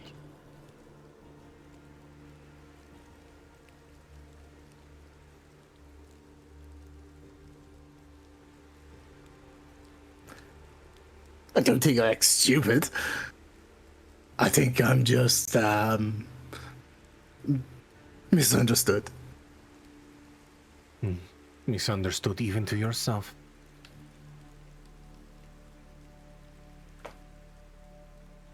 Wipes the smirk off his face, that comment. But we'll find it. We'll find who you truly are. The whole world will know. And even you yourself will stop doubting. What is it that you want in this life? What is it that you want to do?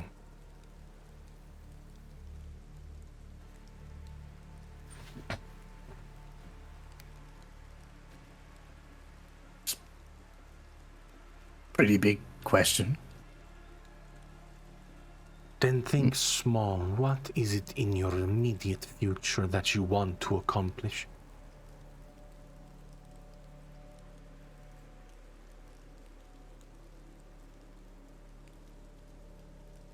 To be fair, even thinking in the short term doesn't really make that question any smaller. With everything that's going on.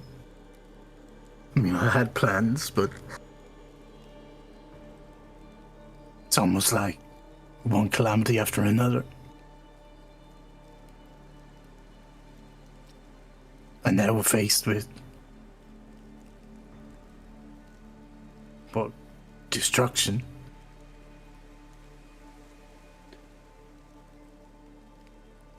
I just wanted to get off Tenebrous. I wanted to just get away from all of it. The pain, the anger. And I found a way. I met my friends and I thought this was it. Get a ride to Zeal's with them.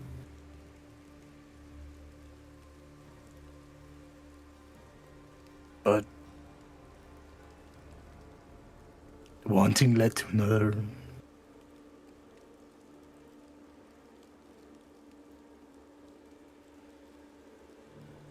Just like we were trying to put fires out.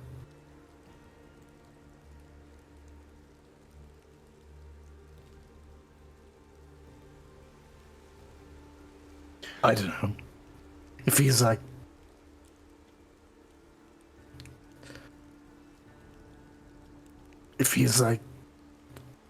there's multiple people, like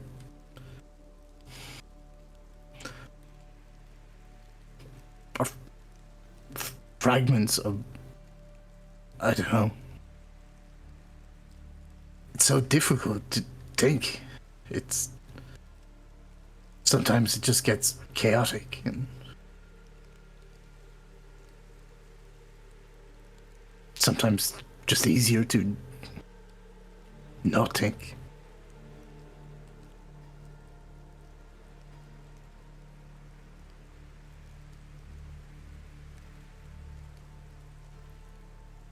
Lowers his head.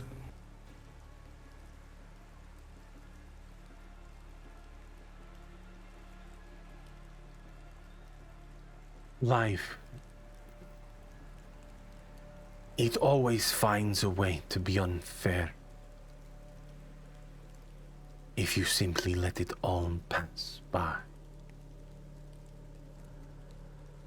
Your hardships.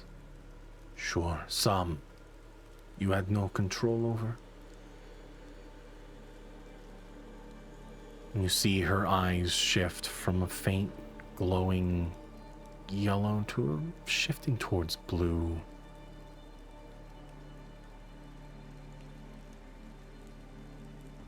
There are many tragedies that happened around you, your life. I can see it.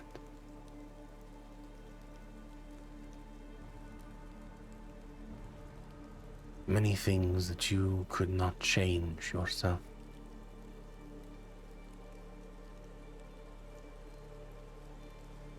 But you still failed.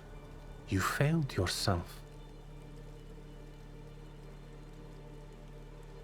Because you gave up on yourself. Because things got too hard. You ran away.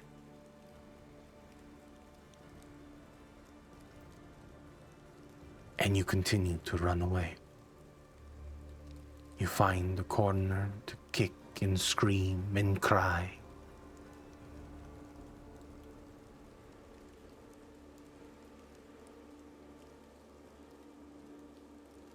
But nothing that any of you have done thus far had been decisive.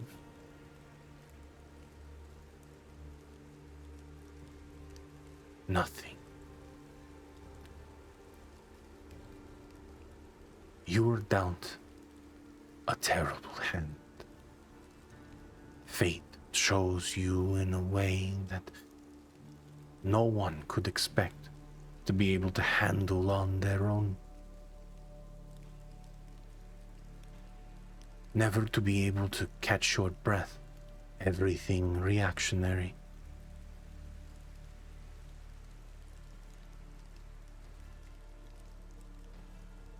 But fate, you shape your fate.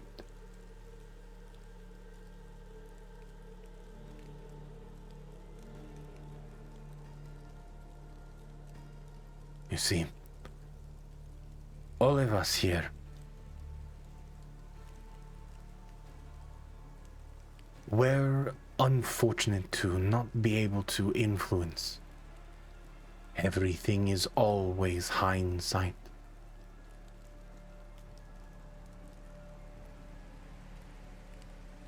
And that is a true struggle in futility. But among you all, you know who did not go kicking and screaming, always pushing forward, always thinking about something more, something greater.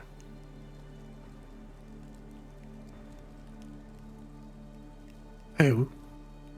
You lost something very magnificent with his sacrifice.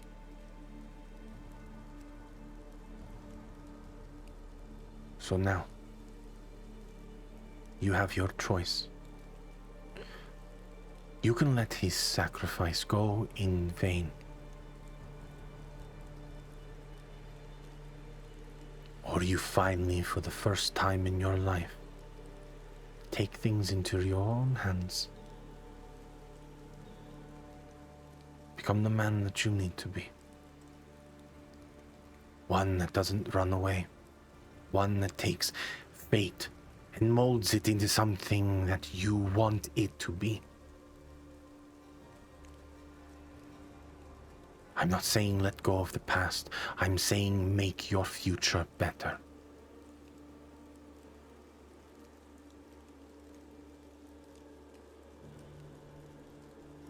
This is our chance. But in your current state, you will die.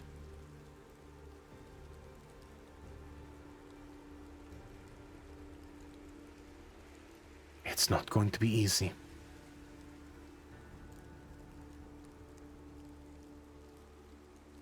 But what Kaelin sacrificed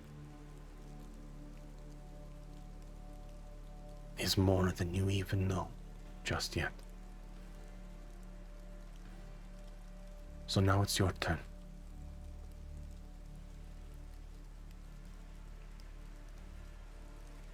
Things are hard, but you have the potential to be strong, to become something that overcomes this.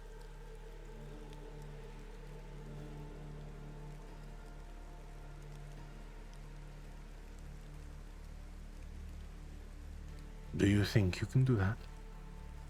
Or are you just gonna go back and cry?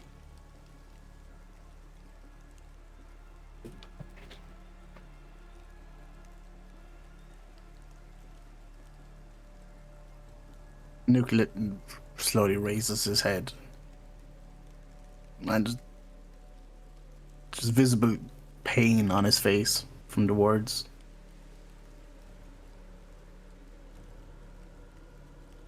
But he straightens up. Shakes himself off.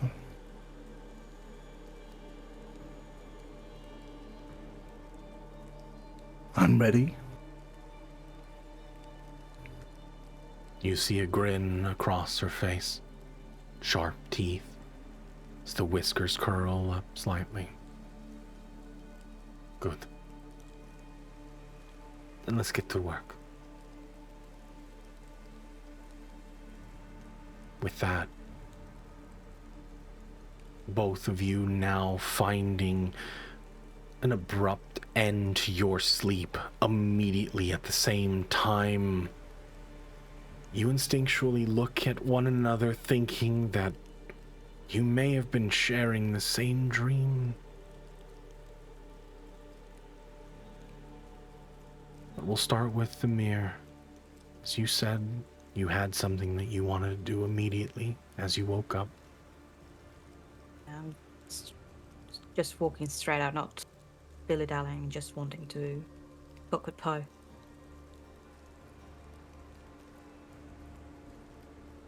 And you once again find him among the tent, realizing that he would be waiting for you. You head over to where they are keeping Medea.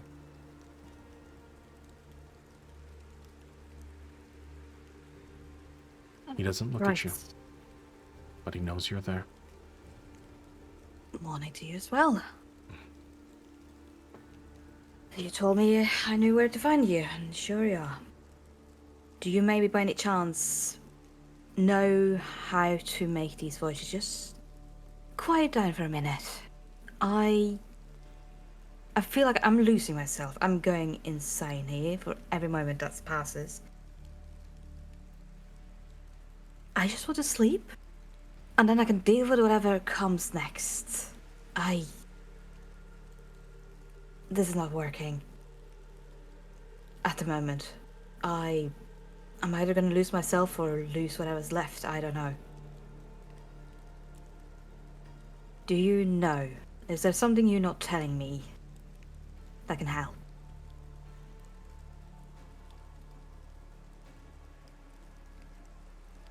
With that, you're not sure if it's the sleep deprivation, the injuries to your mind, your body being broken, but in this moment, you see something standing behind Poe, looking at you. A silhouette, an ethereal, a ghost, something that looms over. Thick lizard-like limbs, long, elongated maw.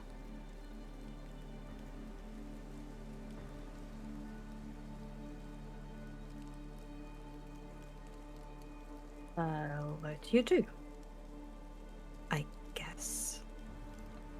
There is so much more that needs to be done before you can finally rest. And I understand that the change is sudden, abrupt. And you are correct. If you do not find your way through, you will lose yourself. With that, from his satchel on the side, he hands you a potion.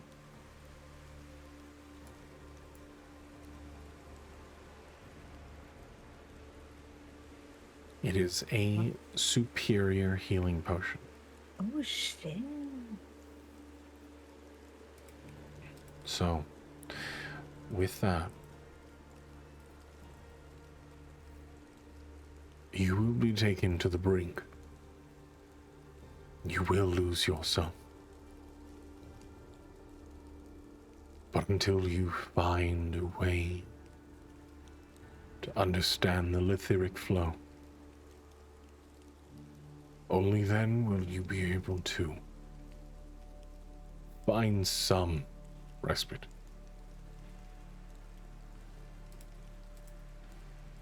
So, with that, you can go ahead and take the potion. If you are taking it with an action, so you don't have to roll for it, is 8d4 plus 8. Oh, you So it's total. Yes. Hold on.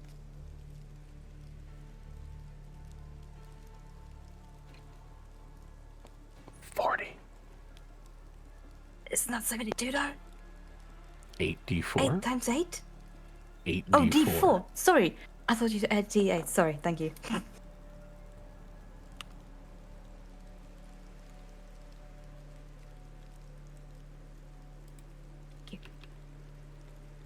Yeah, I'm taking it as an action. I am just gobbling that shit down. Okay.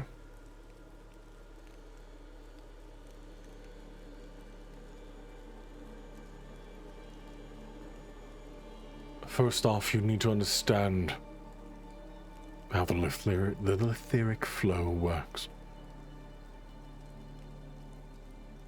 You need to feel your way through.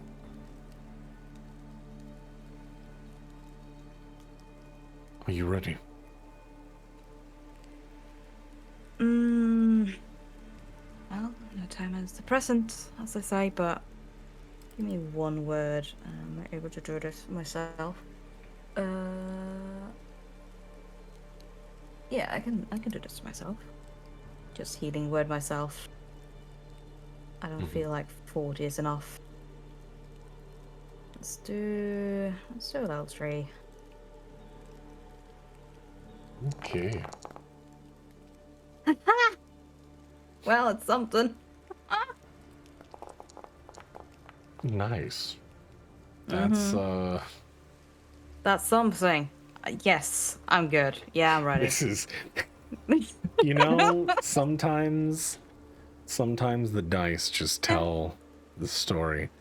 I think It's been so bad today. Demir's personality is legitimately influencing your dice rolls. Yes. They're so feels over like it. Yeah. Yeah, sure. Yeah, whatever. It ain't gonna get any better. Might as well start. Or any With- worse, hopefully. With that, you see the end of the quarterstaff as he extends it. However, that ethereal, ghost-like image behind you, watch as a giant clawed hand presses at the same point where he hits your chest with the end of the quarterstaff. The palm comes out and pushes you from your body. You are immediately shunted. Like in the middle of a storm, you feel it churn, the undertow pulling you, trying to rip you apart, drowning you like you are among the sea. But again, that feeling came to you in the middle of the night. The etheric flow is like the sea. It ebbs and flows. And the vessel, the larger it is, the easier it is to maintain buoyancy, or at least it prevents it from being turned over, capsized. Still not any less dangerous. Give me a wisdom saving throw.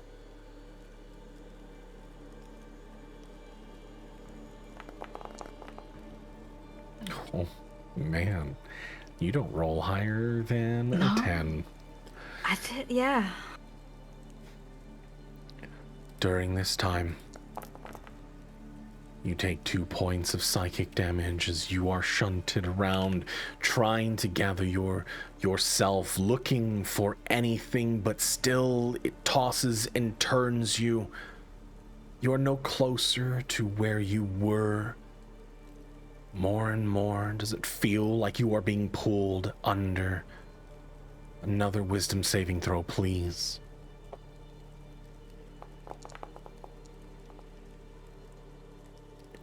$17, okay.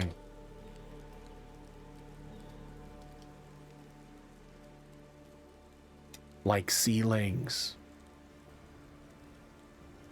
this is trained. You've seen many crew coming in, still green,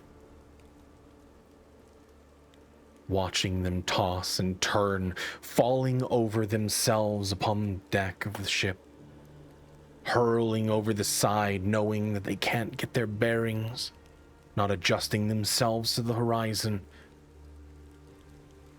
But it makes sense to you.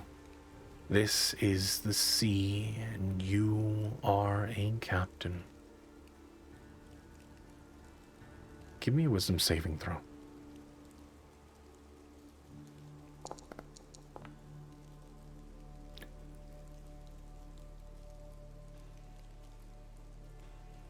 And it's there, the equilibrium. You are finding it every single time you have been here. You now shunt out everything, the sounds, the potential of history and present and future creations, the everythingness of the etheric flow. You clear your mind of the noise.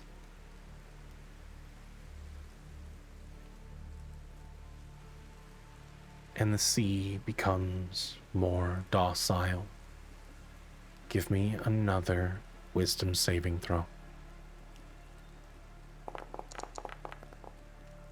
Oh, man. Mm.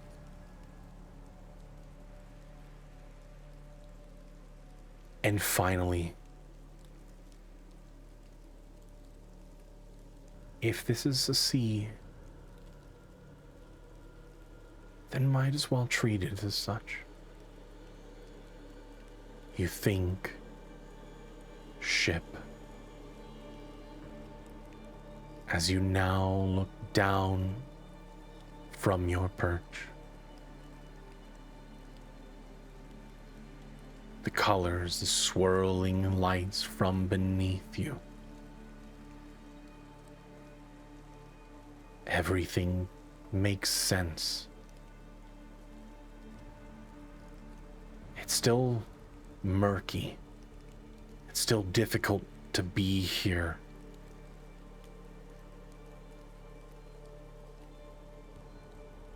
And you're not sure how long you can be without being torn apart. Once again shipwrecked. Except this time, you no longer would be yourself in that moment.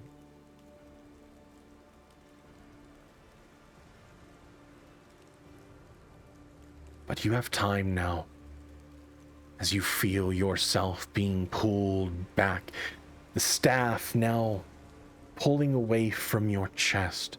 You watch as Poe, the look on his face now disheveled and tired. By this time you realize that even with the very faint light shining in through the flaps of the tent, the time of day has already changed. You're not sure how long you've been sitting here, but it feels like just moments, seconds, or minutes maybe.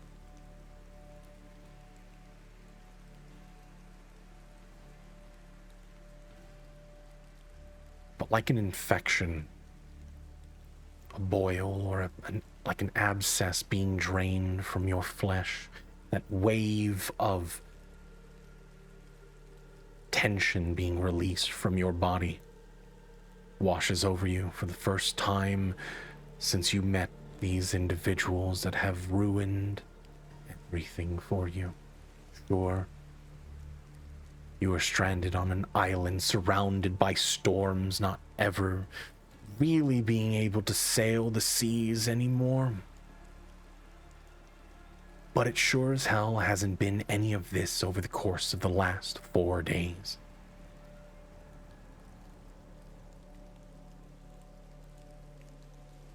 With that, we'll return to Alpha.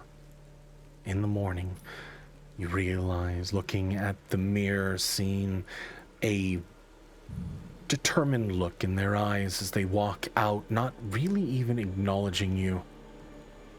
Noticing that Nuke already gone for the day, you are left alone to your devices. What are you doing? I mean, he's stuck in his head about the conversation he had with Nuke for a lot of it. So, and between that and I guess getting half an answer at least from this orb of Cyril in his chest.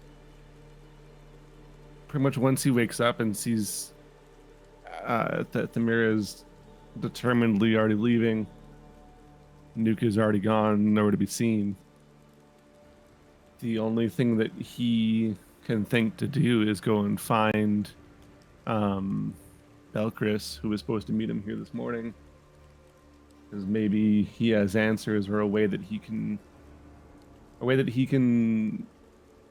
help Alpha to know that this was the right choice. He's going to go and find Belchris if he can. Okay. Roaming around the village for a few hours, realizing that even then the small village is not awake yet.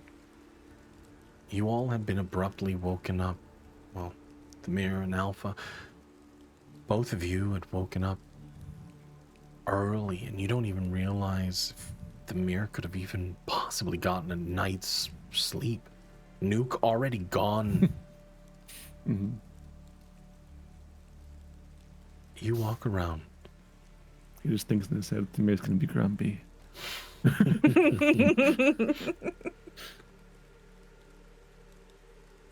But time passes rapidly for you, thinking about the day's events, all of the happenings around the world.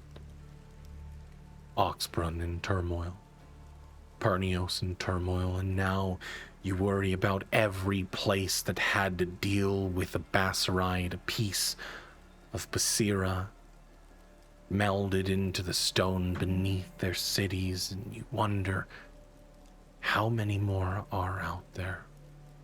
What cities have to deal with? And if they are dealing with their own level of calamity, what is it that is happening? Constantly the weight of the world now bearing its teeth down onto you. Not to mention trying to find these other beings that are like me that are apparently also from the Ebengard. I need to find them now too. That'll be fun. You think back to the dream, the voice that came to you.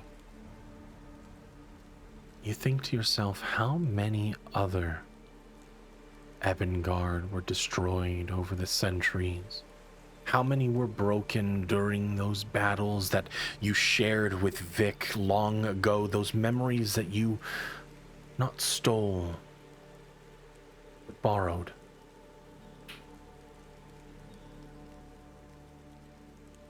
How many of them could there be?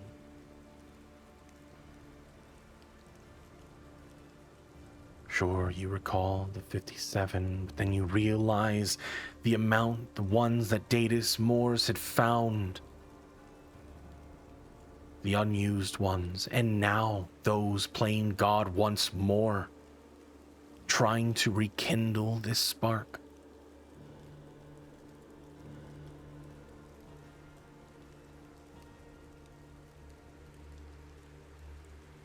But they're allies. Their brother in arms. Just like Vic. But still, there is this pit that you can feel bubbling and churning inside of your form, realizing that even though they are not there, and some could be born from the original Ebengards, those that still intact, those that Datus Moors had held. The only way to release something that is anything like you is for its original to shatter and break. Whether or not that choice is yours to make still up in the air. There's many things to contemplate as you lose track of time. However, eventually you do hear a voice call out. So, you're going to walk around aimlessly until what? You turn Yeah, into I'm a pretty sure dragon? Alpha. I'm pretty sure Alpha's just been like wandering the town this whole time, just like thinking about this, losing track of time. Yeah. I no. I kind of look around, look where his voice coming from. You see the small gnomish individual walking up to you, long tail dragging behind his body, his arms tucked neatly behind his back as his robes now brushing along the ground, his wiry gray hair now primmed, slightly tucked back. However, there's a few strands that jut out here and there on the sides of his temples. That wasn't the plan, but would that work?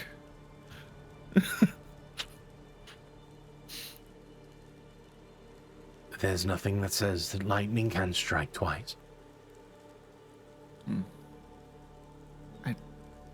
Are you sure that's the phrase? Something along those lines. Oh, okay.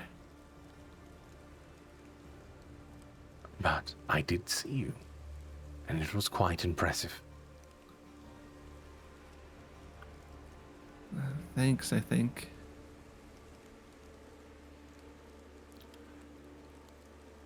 I don't know what good it did, though. Still lost one of our own. Just didn't really stop that from emerging, according to the Viscera Moon.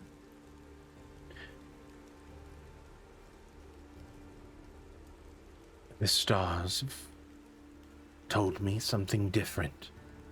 Sure, our people. We find what the future holds. Bits and pieces, the fragments. But the stars speak differently.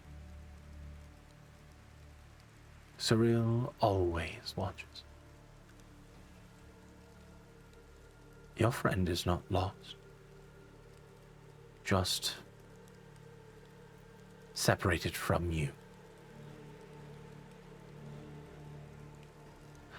Nothing points to an absolute such as that. Nothing.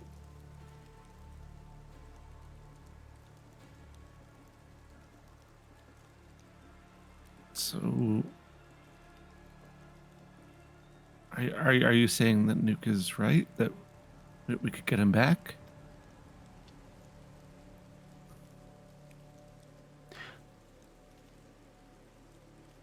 I would not be so bold to say something so casually as that. But I will say that there is a chance.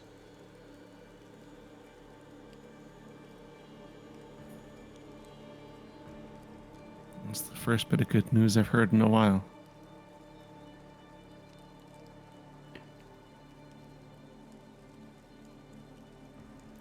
Pose said that maybe you could help me.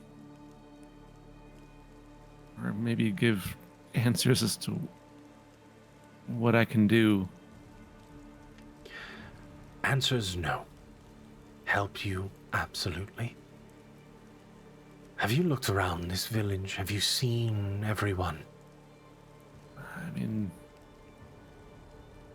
if you mean have I seen who they actually are, or what they actually are, then kind of. I know they're not all what they seem. None of you are. That's one step. But really look around. Have you noticed something? The fact that in most cases there are more children here than there are adults. And those that make it to adulthood are not quite old. And I just kind of figured that came with the name, you know, the children of the Astral Guardians.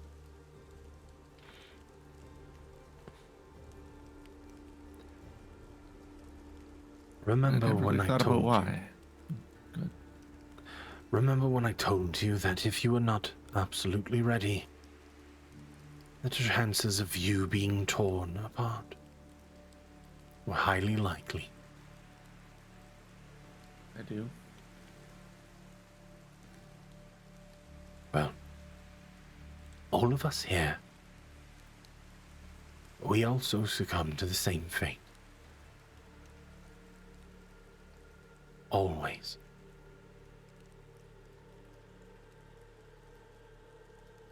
What? Being torn apart? It is a threat that looms over as soon as you unlock this. That threat remains permanently until we are returned to our former glory. This is our fate that we live. The power gets so great that we are ripped apart, only to be reborn again. Constantly.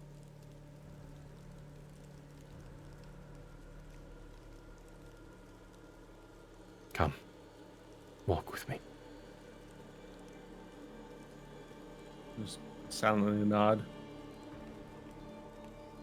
A lot of the time, he stays quiet, pointing out, and you see a lot of the children now looking, pointing at Belchris, waving at him with a smile on their face. You realize that he's right. Not a single person around is as old as Belchris.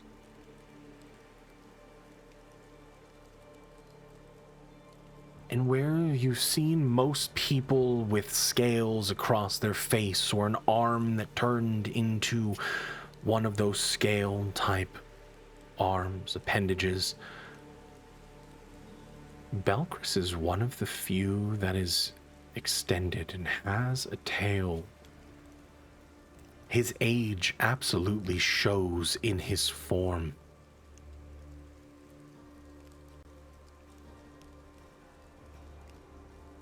You start to realize that the reason that people are young is because they do not make it to the elderly age that Belchris is. Walking through the streets, eventually you find your way to a faint area where the walls meet part of the hill that turns into a side of the mountain. But it's not big enough to become a mountain or be considered a mountain, just a bump. You watch as the landscape slightly changes to a carved stone, not cobble, but hewn smooth. Statues of dragons line among these pillars. This pathway leading up to the edge of the hill, you notice that it's carved in this marble archway leading up to it.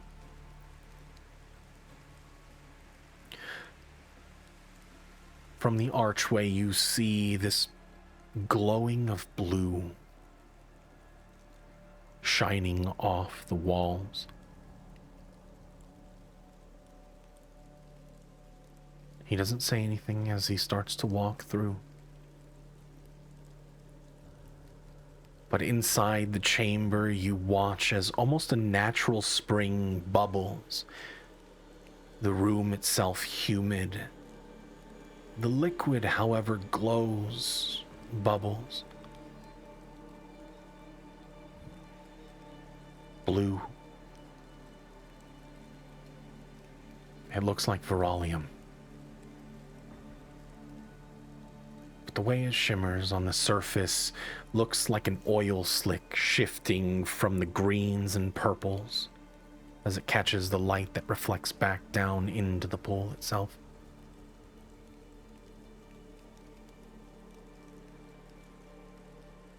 This is where we emerge from. All of us come from this place. It's a little creepy, isn't it?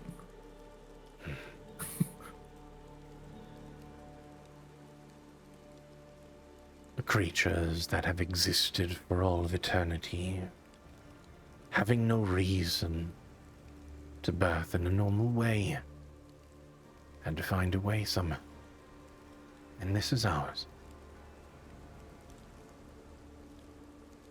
We emerge from this primordial soup.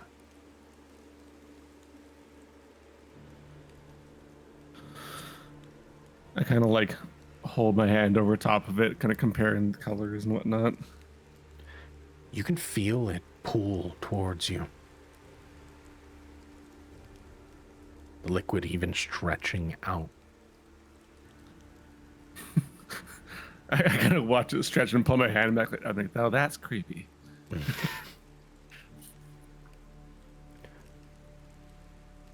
I believe that it recognizes you.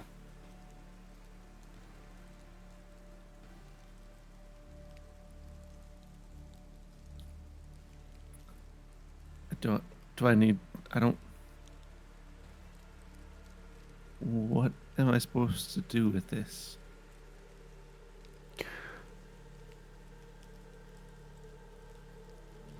And he has a bit of a grim look on his face. This is not something that we should jump into immediately, but we should start slowly. Eventually, you should and will be merging with this pool.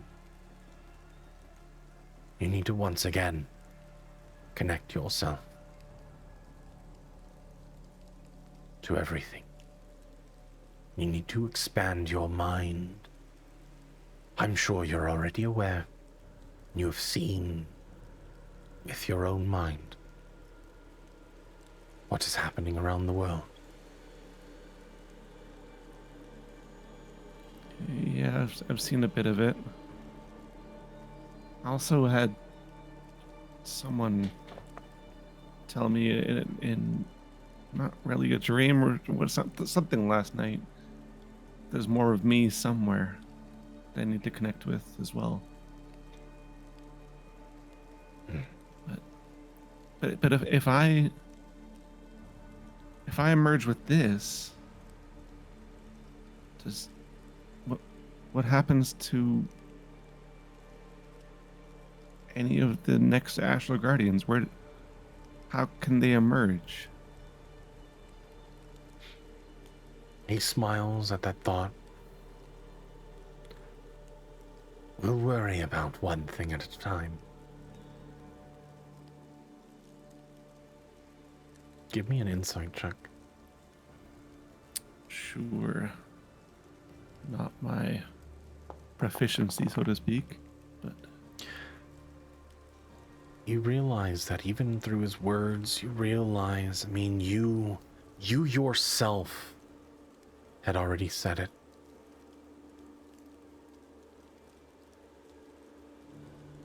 What will happen to the next? Where will they come from? And those that lose their form here, would they be reborn? You look into his eyes and you realize the answer. You've known the very moment you said it.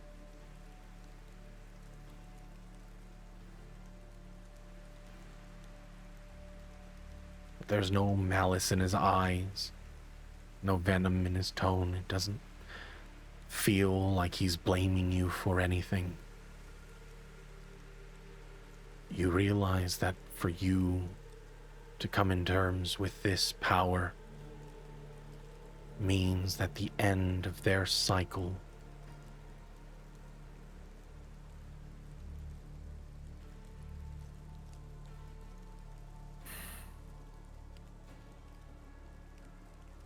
he doesn't say anything but his face sinks a little bit before he kind of looks up and kind of stands himself tall again and puffs his chest out a little bit more and says, "So it is just up to me then."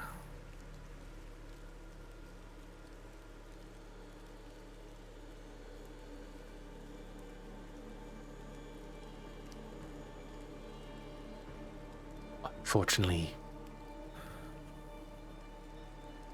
there will be no progress without sacrifice. And each and every one of us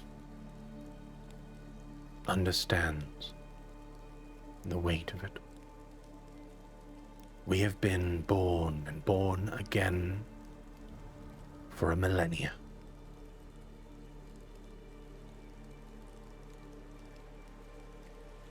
And we would have it no other way.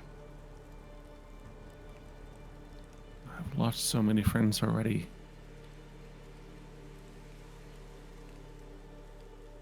I don't know if the ones I still hold even believe I did the right thing. Unburden yourself from these thoughts.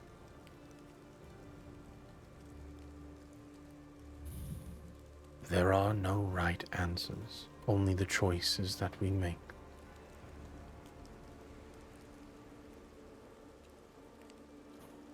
Your friend made his choice. And Yeah, but another friend, I made the choice for him. I'm sure. Because of it, I may have lost another. I'm sure deep down,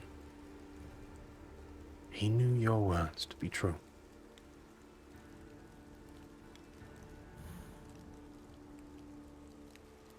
But I promise you that each and every one of you have the potential. We know, all of us, being there alongside you in that moment,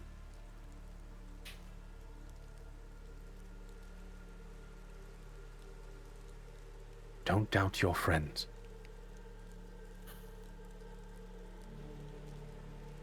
It's not my friends that I have doubt in. It's just myself. And I'm sure Kalen understood that when your words reached him. I'm sure he understood that the doubts in him are the ones that you perceived in yourself. I'm sure he knew that it was meant for you.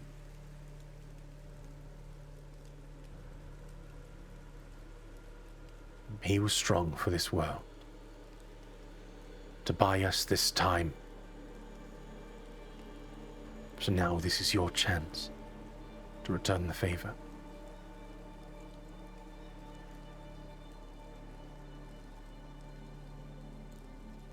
He kind of straightened himself up again and almost like he's brushing dust off his chest almost, but there's no dust there. He's just liquid. And it's just, we better get started then. Sounds like we don't have much time.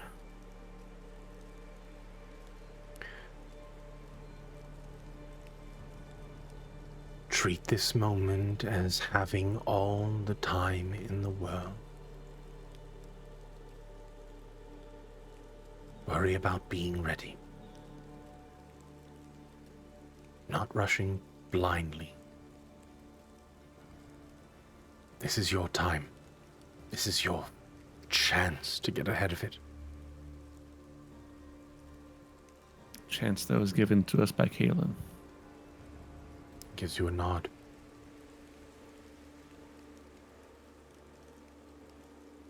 I won't let him down. I can't.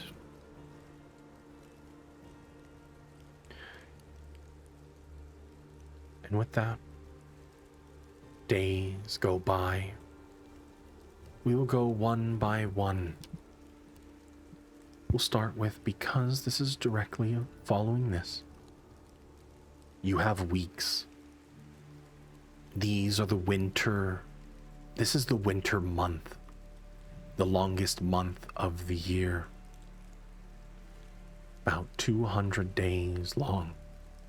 But Teluthia does not experience weather the same way the rest of the world does, having this storm, tropical climate constantly throughout the year.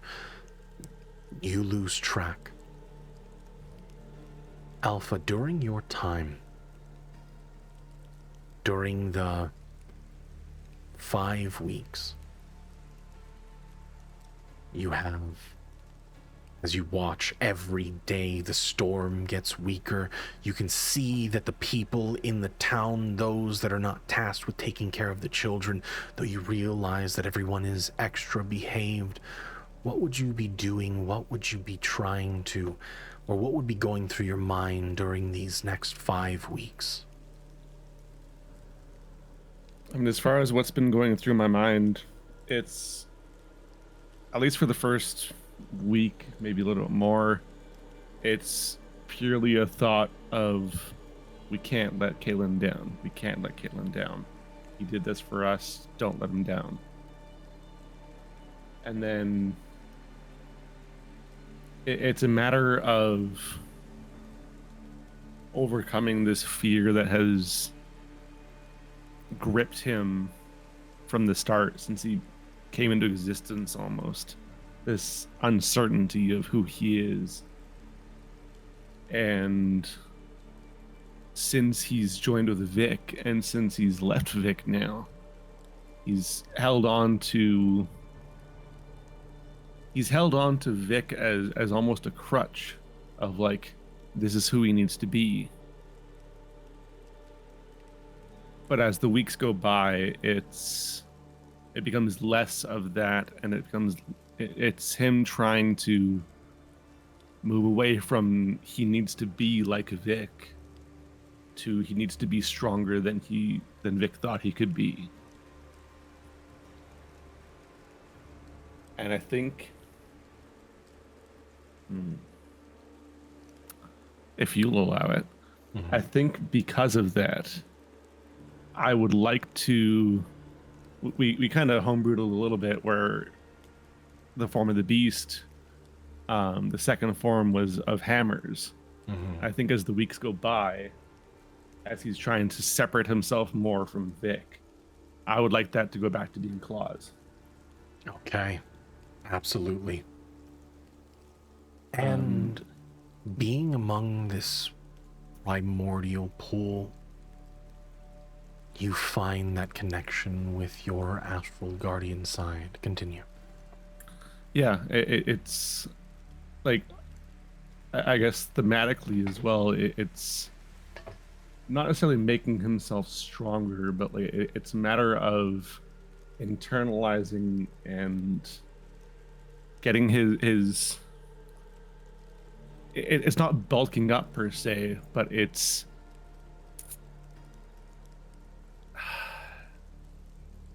as much a mental game as it is for him as it is just preparing his body for what he needs to do.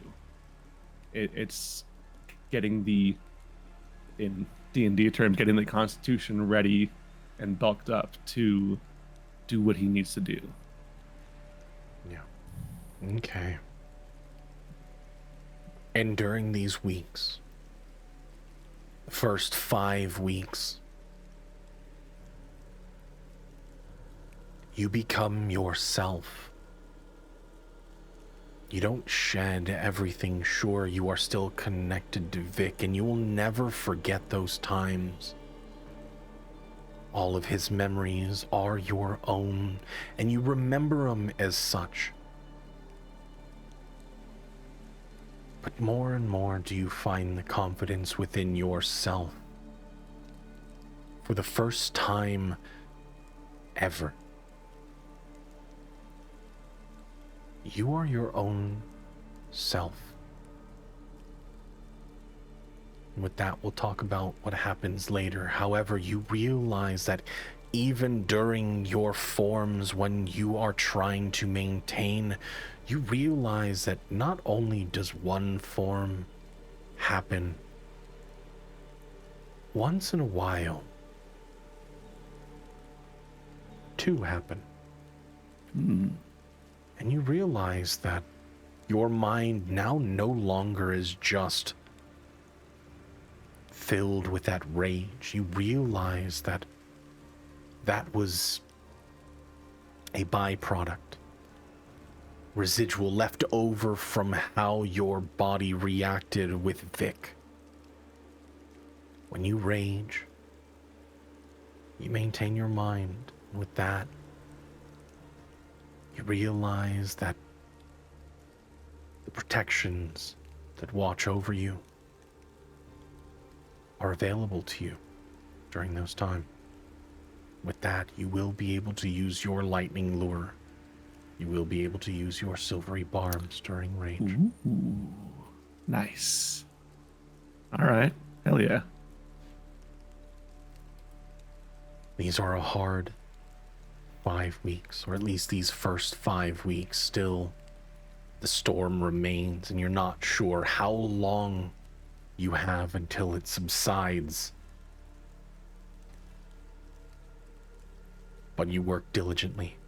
And there were a few times that you found yourself almost lost, broken down, consumed by the primordial soup.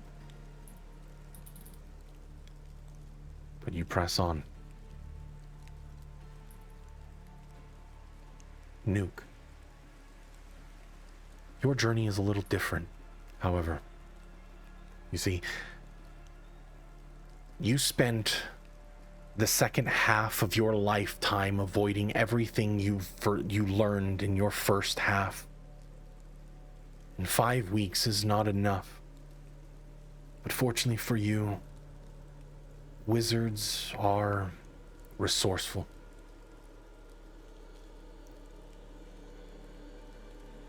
Time passes slower for you as you spend every waking hour with,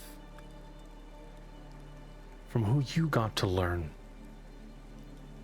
Thalindra Elaris, the tabaxi that took you under her wing. Type that shit in chat there, please. Okay, Thalindra. Let's go ahead. I'll just copy and paste it. Make it easy for me. Thalindra, okay. Thalindra. Awesome.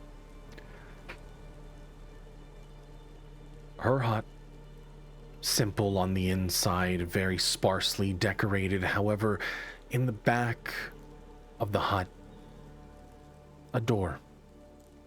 Solid, heavy oak, dark stained wood.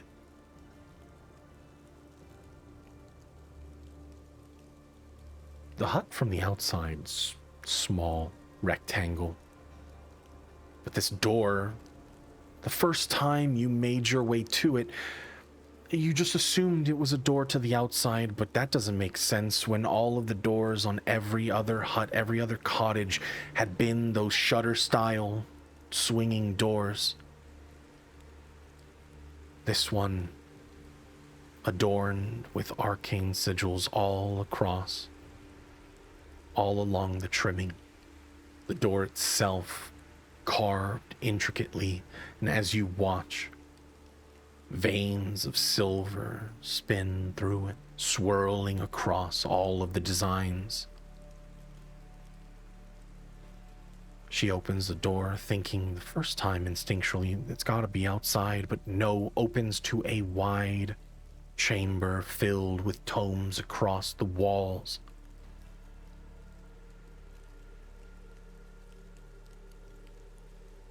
She chimes in. Well, unfortunately for you, you were, we say, bad boy, and you ignored everything that you were taught. And I don't think we can get you ready in the time that it takes. for the storm to die down. Fortunately, pocket dimensions exist. And, well, with this one, there is we have means of slowing things down for us.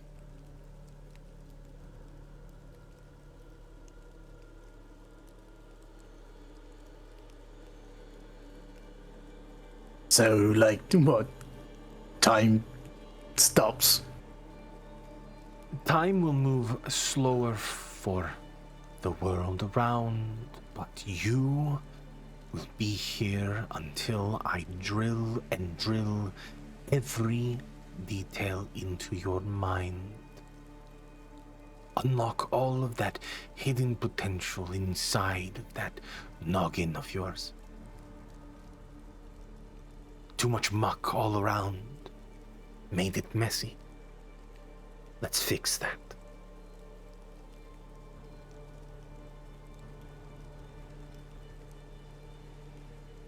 Fuck it.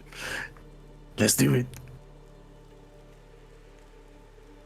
With that, she asks you to reveal your tome.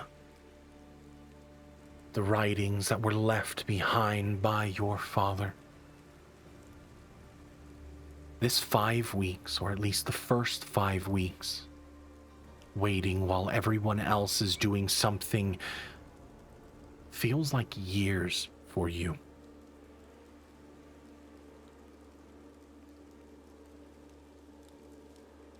So, in your first year, what would you be doing? Oh, Jesus. The fuck? Nice.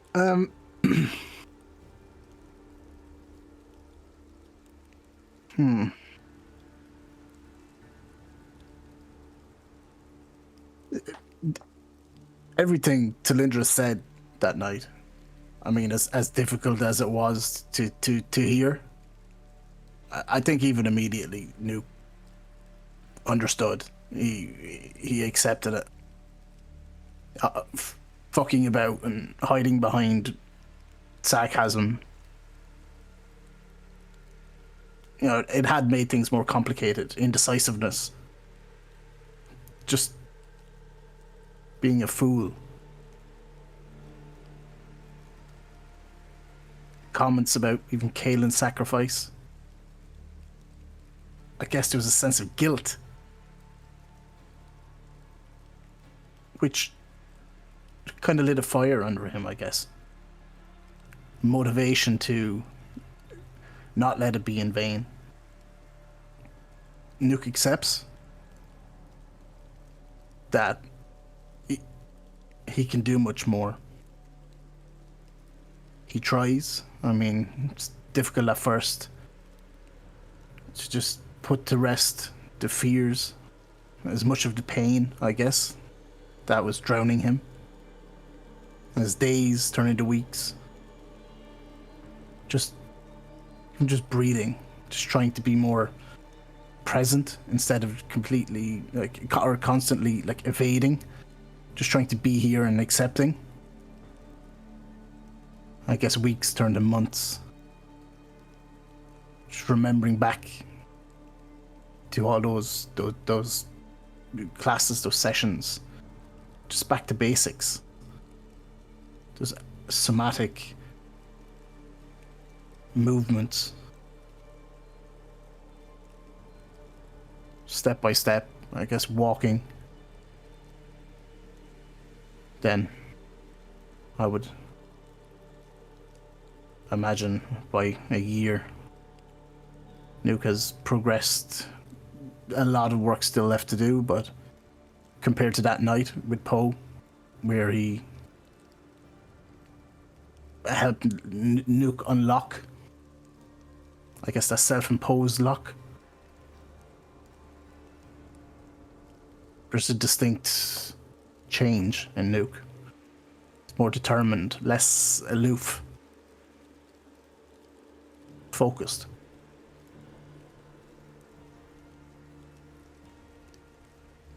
You never lose sight on who you are as all of this had been in you this whole time.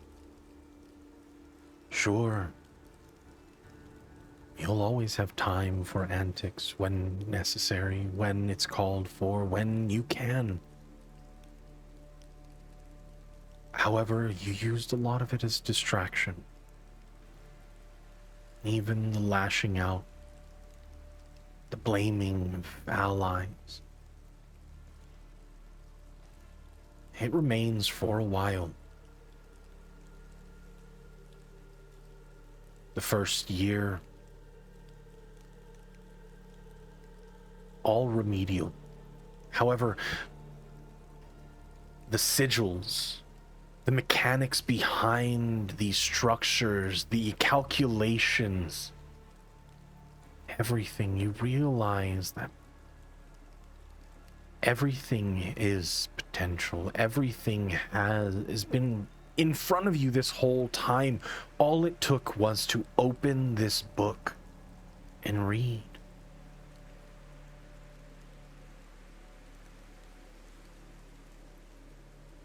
With that, your first year, you learn a new language, so with that, you can choose a language of your choice as to what part of your book was written. I will let you choose that yourself. Awesome.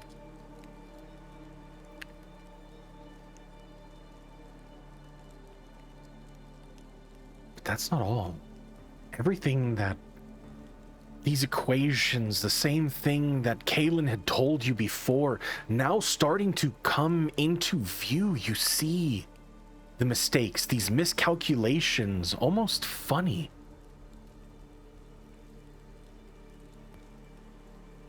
Small little jokes written in between the lines, the calculations.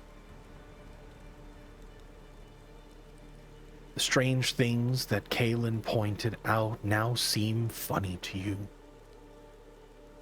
Realizing that your father had left this for you, eventually hoping that you would be able to see it.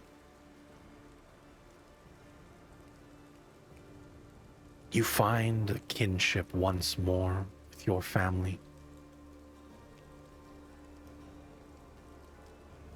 Tragedy. You are overwhelmed with emotion as you start to read between the lines, deciphering small little messages only meant for you to discover.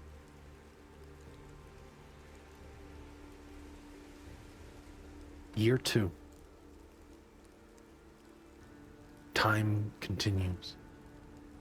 Studies are difficult, but you can never get rid of your resourcefulness, your ability of hand-to-hand combat.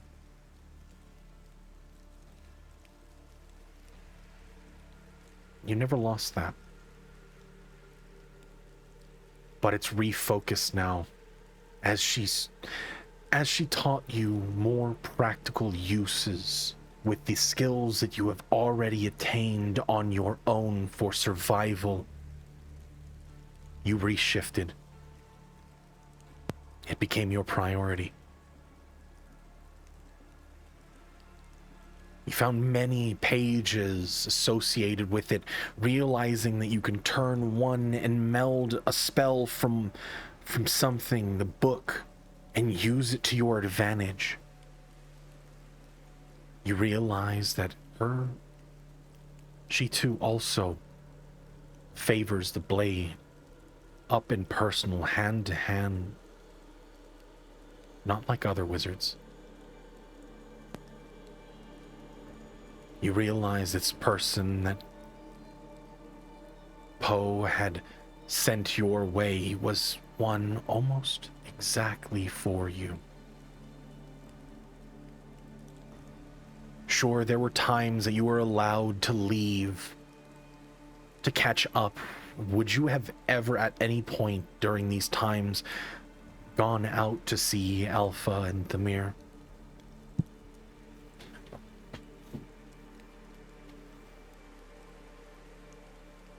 You know what? If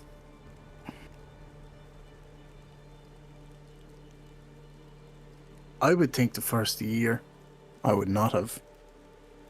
I would have asked Talindra to make it known, that I was okay, I wasn't gone. But I have a lot of work to do.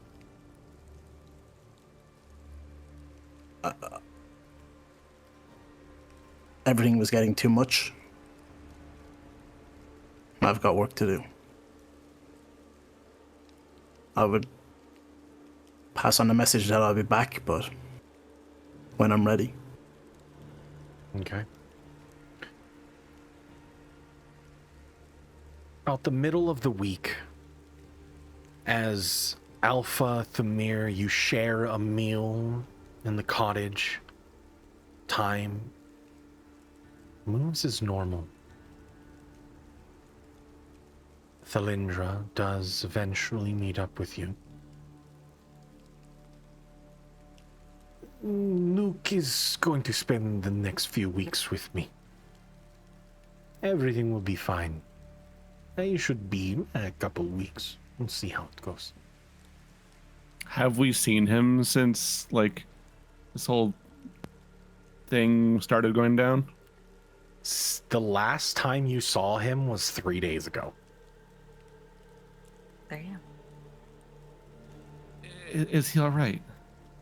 Oh, he's fine. Just studying. Nothing Is to he worry still about. mad at me?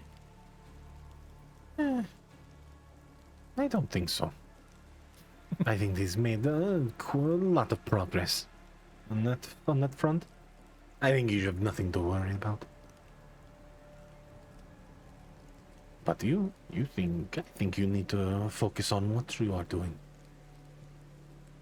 Out of everyone, well, never mind. I mean, this one might die too. Both Yeah, of he's you. stuttering all right. Both of you risk being torn away from this world.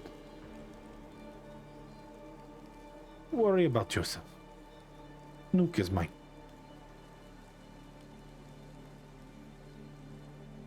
He You again said tries Nuke to is like. yours. Oh, Nuke is yours. But yeah, hold on.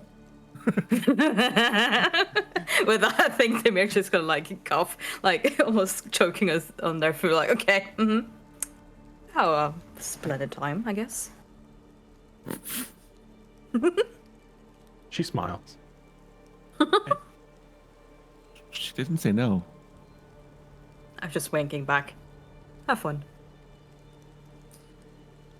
I But suppose if Nuke was to have a type, it would, yeah. Okay.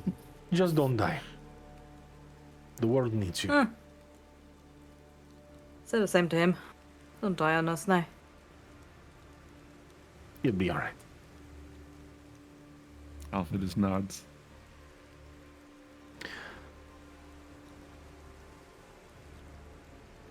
That year, at least from your perspective, Nuke,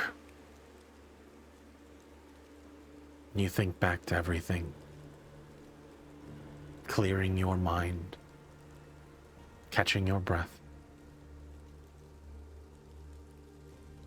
forgiving your allies, forgiving yourself. There were moments of angst. Moments where things felt like they got out of hand and you lost control, you lost sight. But Thalindra, still, she was there to help you, to teach you how to control what has been with you this whole time.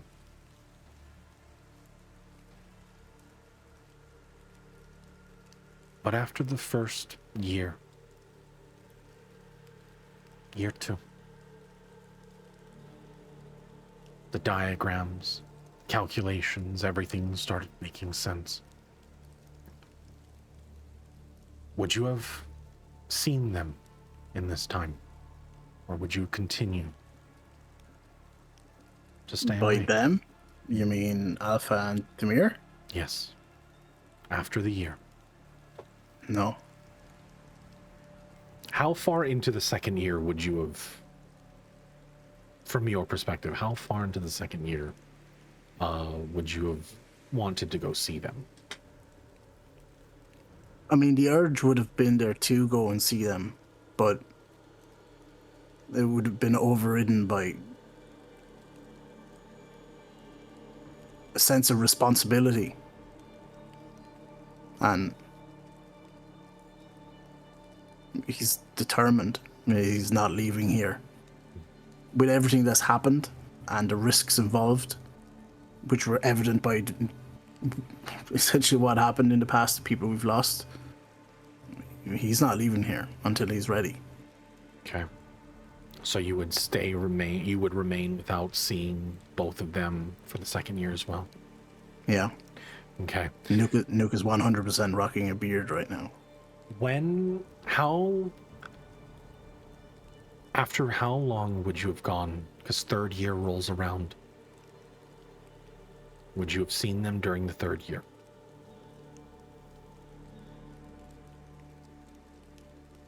Would Talindra have, like, passed on information just that they're okay? Right? Just a comment, an acknowledgement. Do I know they're okay? Every few months, when she does. I mean, she does leave you in these chambers by yourself among these tomes, sometimes for months at a time. I've plenty of experience, been on my own. Sorry, go ahead. Knowing that she can't hold your hand the whole duration, right? The study, the further study needs to happen at your time, and the desire to do it needs to be motivated by you and you alone, and she knows that. She does leave the chambers. She walks through that heavy oaken door, closing it behind, only to reveal herself months later with news. Yeah, they're not dead yet. They're not dead yet, so I think everything is all right.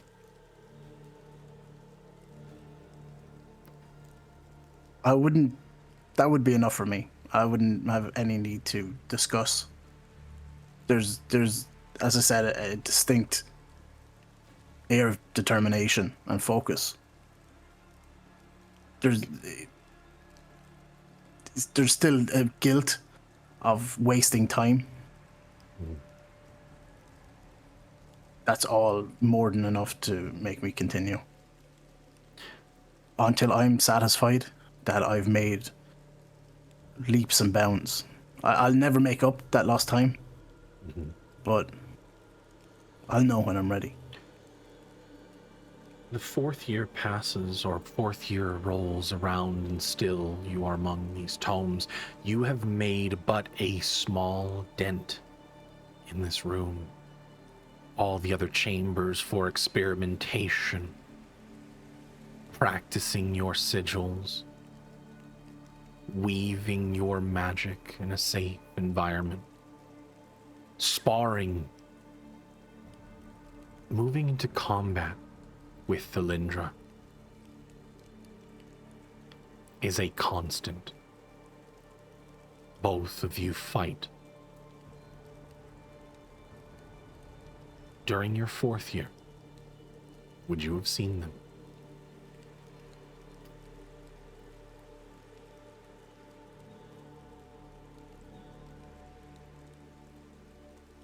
This is difficult to answer because I'm trying to gauge. It's hard to gauge how far along I am in terms of. You are coming along. I mean, even the advanced stuff, sure, they are still out of the range of skill being able to actually comprehend with simple weaving of it, right? Most of these calculations, most of the sigils that you are trained on, it takes a high level of expertise to actually weave the magic without an actual magic circle in a stationary position. There's still so much that is way out of your reach, but it is comprehensible. And more and more, reading between those lines, I mean, more and more of the stories are coming by. More small little notes between the lines from your father. You realize that a lot of the notes were him leaving messages to you. Happy that you made it this far in your understanding.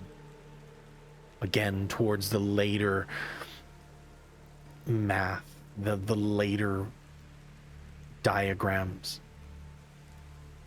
Less of those strange mistakes that were more funny, comical.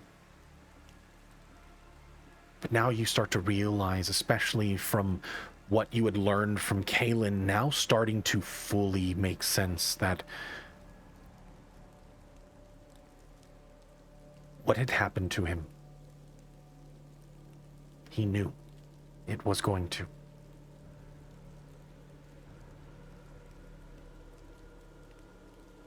He knew that it was going to happen. And he let it.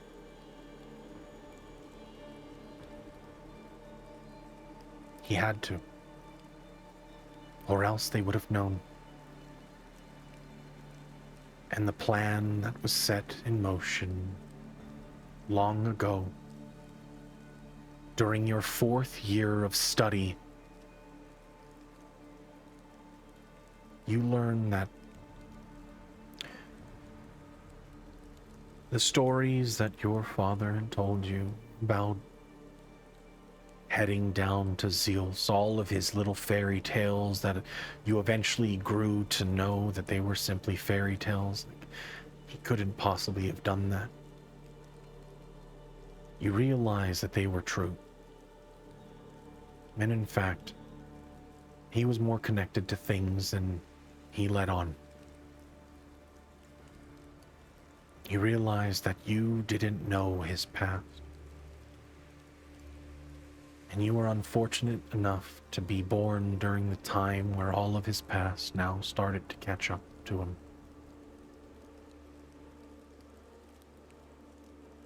But he left his reasonings in between the lines.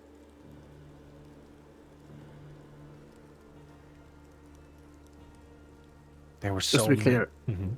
sorry. Just to be clear, sorry to cut you off. You said he knew what was going to happen and he let it happen. That was as in Yes. my dad, right? Okay, Yes, because your father let it happen. And he Gotcha. is telling you the story between the lines, within all of the diagrams, within all of the incantations, the structures of this magic. He had to hide it. But the book now is starting to you're starting to comprehend everything, and you're starting to put the pieces together.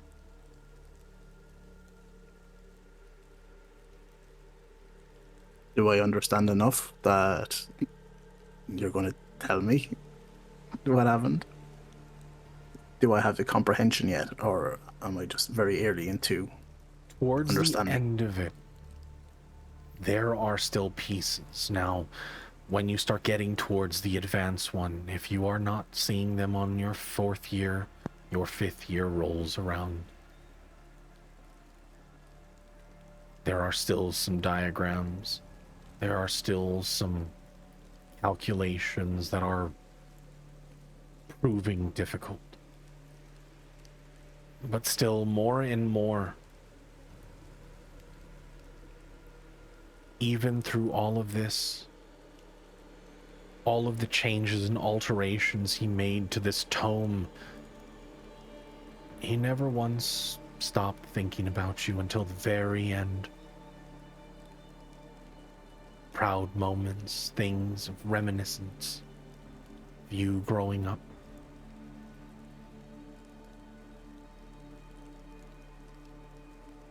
But there's a piece of the puzzle that you're still missing.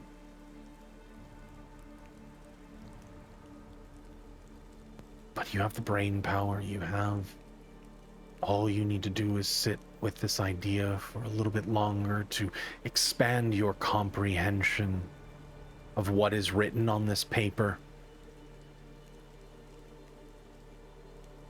The answer to why he had to. The answer to some of the questions you may have had with Rolif Clegane. Rolif Clegane, the name that you have forgotten over these last 4.5 years.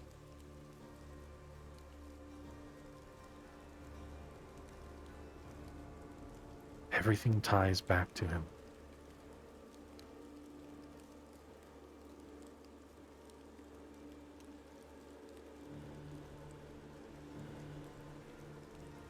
That's it. So there's no way, like, in depth. There is, but there is still something left within the cipher that you do not have access to yet.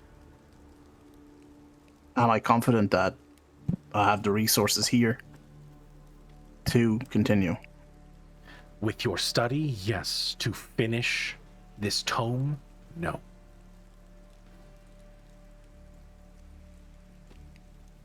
Well, let me ask you a question then. With what we discussed, with the character sheet, has enough time, enough development, has enough happened to justify, I guess, this? Does it Dramatic change to your character? Yes, absolutely. To where you And are now? Yes. abilities as well? Yeah. Yes. Absolutely. And with that, during the 4th year, or the 5th year, would you have gone, or would you have just waited until the very end to leave? I know the end is. Do I know when the end is? She does tell you towards the end. She does remind you of, once again, that storm. And it's been so long already. You forgot that there was a storm outside. It was the reason why you were in Teluthia.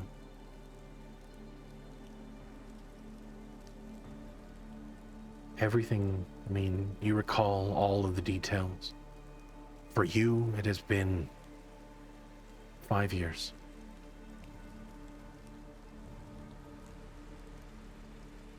But you know that this is the end of what the Lindra can teach you.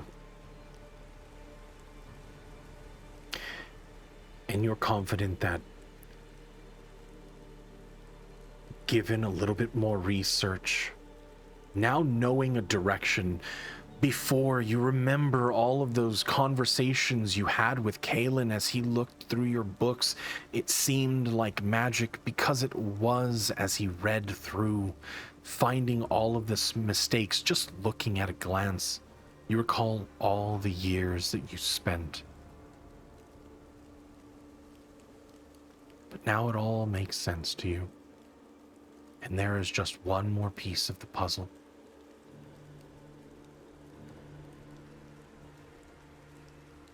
If I know, in order to uncover or to understand that piece, that I need to go back after knowing that I've, like, seeing how far along I've come, being, I guess, satisfied that I've, put in hard work, I think I'd leave. My work hasn't finished. It's merely needs to be done somewhere else.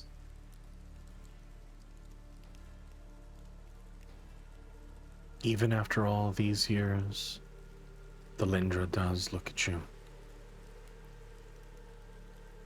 I knew it.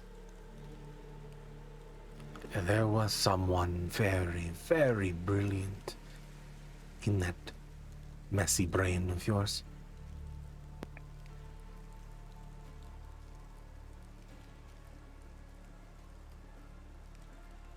You are Thank getting, you. towards the limitation of what I can teach you here. I nod in acknowledgement of that. Also, thank you for everything. I understand now.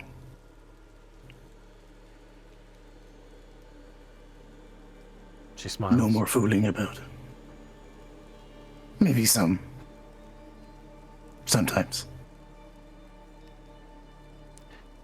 There's always time to fool around. But now, I'm confident that you have the right head on top of that shoulders of yours to make decisions for yourself, to think for yourself instead of waiting for everyone around to make it for you.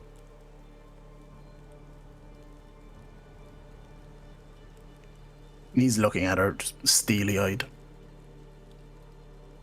He's not the same person anymore. Come.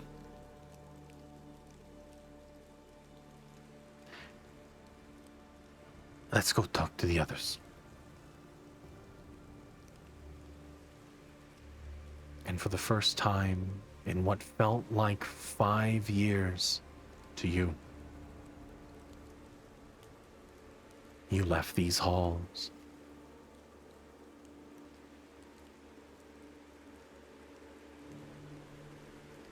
It's the first time you've seen the sky.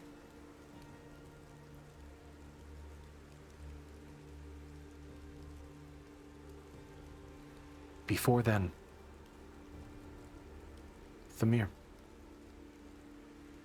during these 5 weeks, what would you be doing? Other than folk trying to learn more about how to, sail the etheric flow. I think it's both with that as well as the time they have to just get a breather.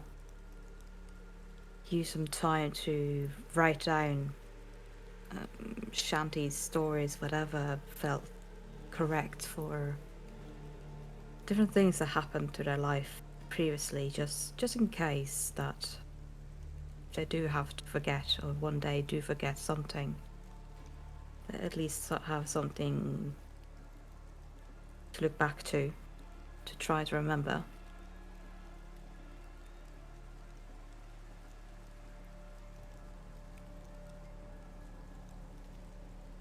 Eventually, rest does come. The nights where you found yourself toiling across a sea of life. You maintain, you keep your composure, and finally, the etheric flow does not find you. You eventually learn how to find it yourself, suppressing it from overtaking you. It's a struggle. The first few weeks were tough. Realizing that all of your allies now had their own task. You yourself, the task that was laid out before you.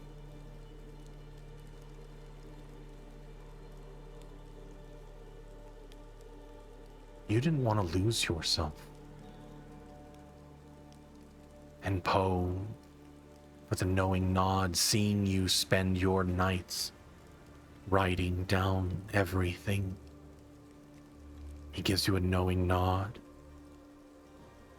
encouragement. Because unlike everyone else, maybe Alpha might share the same fate.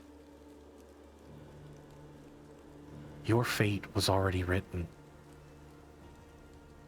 And the task that you were given is grim.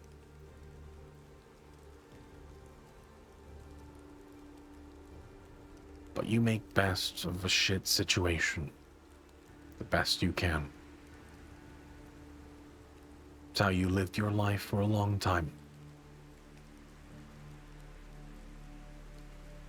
But you know that there are people in your life that you do not want to forget.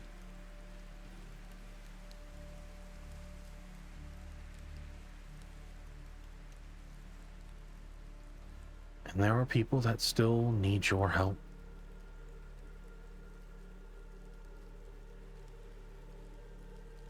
But now you can parse through it all,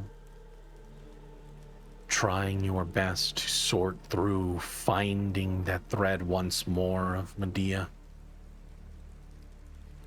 Towards the end, you find it.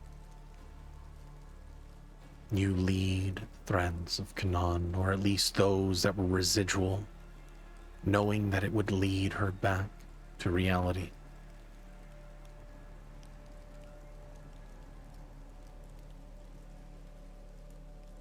But she doesn't wake up. You've done your part, at least this section, for this person.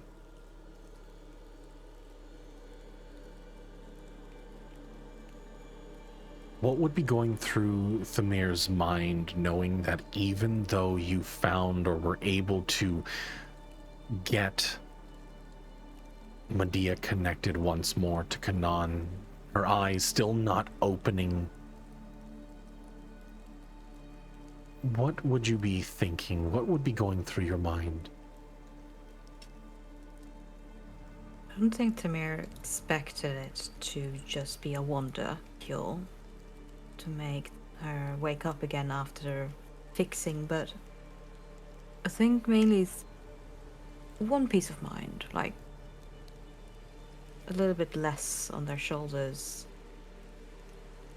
Just hoping that if she does wake up one day, that at least will be a little bit easier.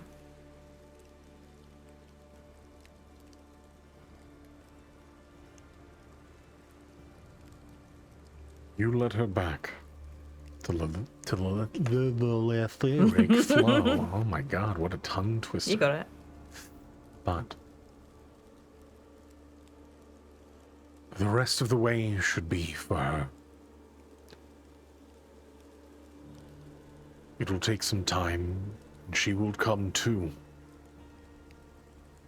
whenever she is ready.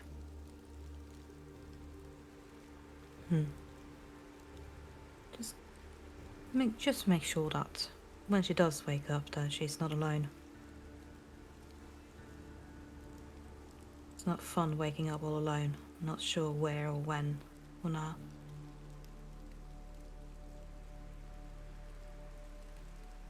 We will make sure that she is never alone.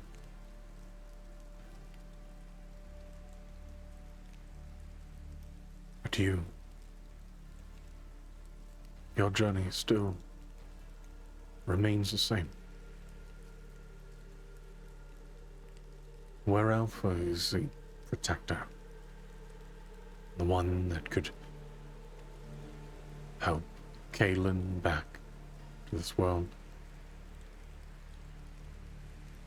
I believe that you have the ability to find him.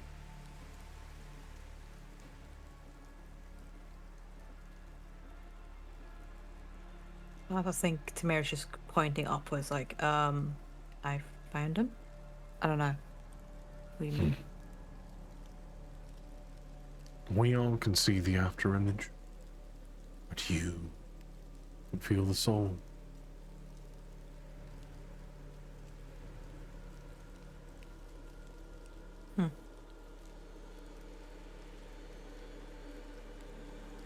Guess you have a point. I'd heard him try, I guess, now that I feel less burdened with this one. Maybe Kaelin is next one. It gives you See what I knowing could do now. there.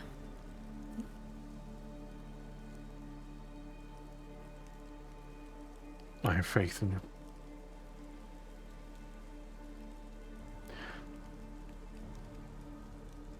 Well, I believe that your friend will be arriving soon. I got word that Nuke might be coming back. Oh, he's done with his honeymoon. I think so. How long has it been since we have seen Nuke? 5 weeks. 5 weeks, okay.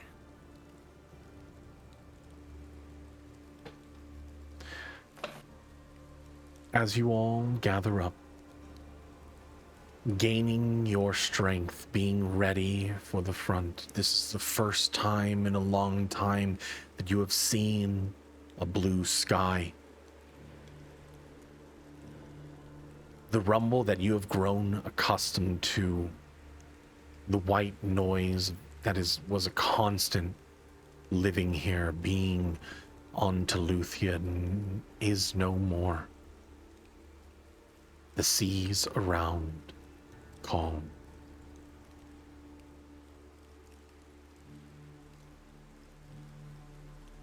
But not really being told the full situation. Alpha, Thamir, you spent the 5 weeks trying not to die. Trying not to be Lovely. ripped apart or fade into nothing. You all relax in the cottage, as you always do, at the end of your day. But in walks Nuke one night, towards the evening.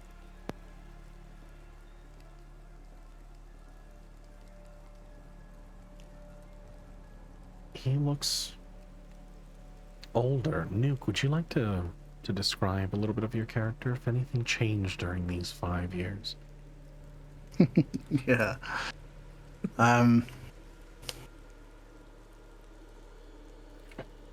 Just noticeably, like straight away, you can see Nuke has grown a beard. You may have seen his head. You've probably seen his head before. I mean, he is straight up bald on top of his head. But you would always see him with the cap on and those goggles. Now he stands in front of you. No cap, no goggles. There's his big old shiny head and that kind of scraggly beard. But as he walks towards you, it's not with that same, not necessarily hunched, but, you know, for a low profile. Now he stands, quote unquote, tall, as tall as can be, I guess. But in his right hand, just holding on to that book that you've all seen.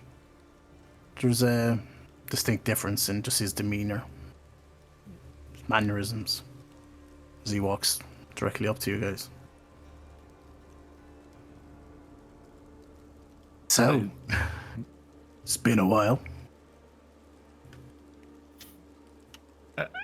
I think Alpha, like, instinctively almost, like, gets up and starts to move towards you, like, almost like he wants to go in for a hug, but then he stops himself. He doesn't know if you're still mad at him or not, so he kind of stands there, like, awkwardly.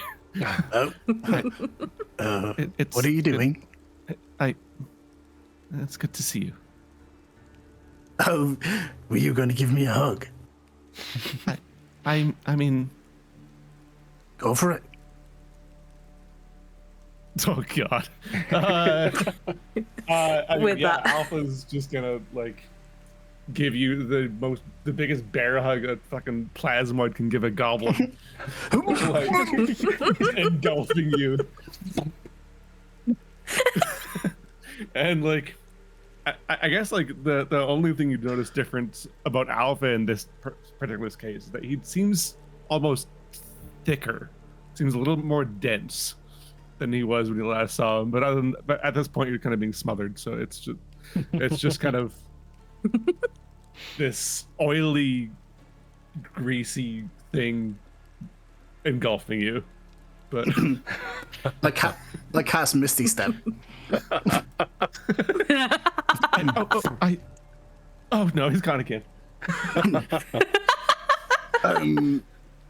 Happy to see you as well, big guy, but I need oxygen. Right. Sorry. It's okay. Good to see you. Glad to see you're happy to see me. It's been is what's her name here with me? Yeah, she came along with you. Mind you, you were given new clothes, so you weren't like carried around like dingy stuff. If you wanted robes, if you wanted a new change of clothes, absolutely would have been something that you would have gotten to. Did that change of clothes include underwear? Yes. Yeah. Are they laced though? I Like, mean, do if I you- get what I want? Did I get like my If you were, Preference. if that was still something that you wanted, you know, to keep it, absolutely. creature comforts? You know? Yeah. Yeah. Kind of. The heart wants what the heart wants. Right. Do they know, like, the whole time difference? Oh no. I didn't bother.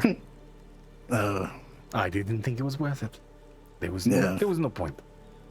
Good to see you guys. Was that tidbit in front of all of us? Yeah, absolutely. It was in front of. Yeah, for sure. Is that why you're old now? Just straight up. Not that old. I mean, kind of like It's only strokes been- where a beard would be. It's only been fucking 1, 2. Look, it's been a little time. It's been a little time. How much time has it been? How much time has passed? He whispers to our friend whose name I can't remember. From our perspective, or your perspective, 5 years. Well, give or take. And their perspective? Oh, 5 weeks. Everything is still pretty fresh for them. Yeah. Oh. I didn't Wow. actually fill them in on anything. I just they told me they were worried about you. I told them that they weren't dead. Everything was fine. It's kind of trippy, really. We're not. That's all you told him. We weren't dead Well, in 5 years. what? I mean, I kept telling him that you were not dead.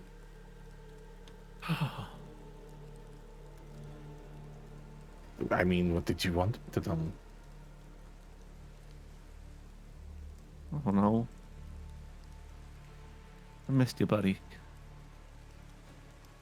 I missed you guys too. It has been a while. I've thought about you. Some. But I was quite busy. Oh yeah, sure have. I think So for have once we. Tamir's. Yeah. Good. No, I think from going, Tamir's most likely been just chilling in the bed or something, laying down, just ending up sitting and just looking between Nuke and Dalindra. Quite busy, I reckon. I Oh squint. Jesus! Oh, I see what you're implying. She we go. implying. That's right. This Are one they spends implying- their time thinking about smut all the time. Nothing else goes up in their brain. So, They In their You've been defense, up they to didn't much. deny it. Exactly. Why would I need to defend myself for such a stupid comment? Unnecessary. I mean, in fact, I not really- forgot the last time you told me about that. What was that, like 3 or 4 years ago? is Nuke that forgettable? Wow. No, I'm talking about Thamir. Oh my It's God. forgettable, and what you were talking about. I like her. Nuke Sure, here, very, very promising. I Lots of potential. just look at the mirror, just nod. so have you guys, if you're finished, been up to much, you guys? What's changed? This place seems kind of the same. I mean, more or less. The sky is clear again. Good. I mean, We've grow both been any kind more of- arms, or I don't know. Been able to turn into that big monstrosity again? No, I haven't been able to do that. Fuck. I was kind of But- hoping you were. But I mean, sometimes when like, you know, when I get all angry and such, I can sometimes have, like, you know, the mouth and the tail at the same time now, or like the tail. Oh, I don't have hammers anymore. And I kind of just like extend a finger out into like a claw and like claw the floorboards a little bit. That's just a little bit new. That's through. I have That's these in a neat. tail, or like these in the mouth, or sometimes twice. Sometimes two of them happen at the same time. Not all the time, though. That's pretty cool.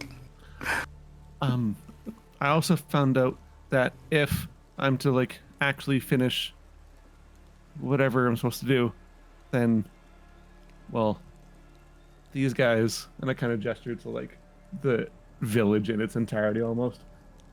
Well, I mean, they're who they are. Will stop being who they are. They can't make more. So that's fun.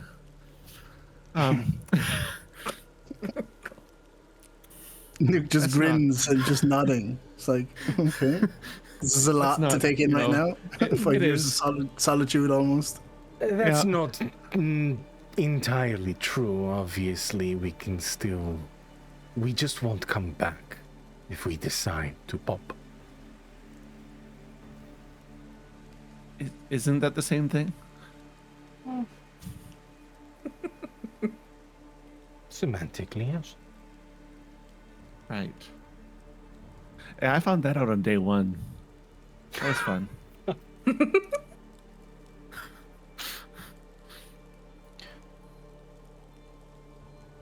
How? But Why? compared- Why did you need so much more time than we did? I'm not gonna come on that. Oh, a lot has gone on. I mean, a lot. And he's stroking his beard. I mean, does it take you that long to grow a beard? I don't really know how goblins work, but it seems like an awfully long time. Hey, at least it can.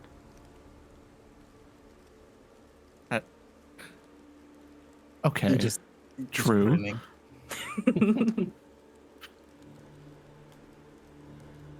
I kind of like let some of the some of my form like droop off my chin a little bit. There, see, I have a beard. Well, lovely for you guys. Amazing. So, I'm glad to see you guys are, you know, cheery and chirpy. But we've got a lot of work to do.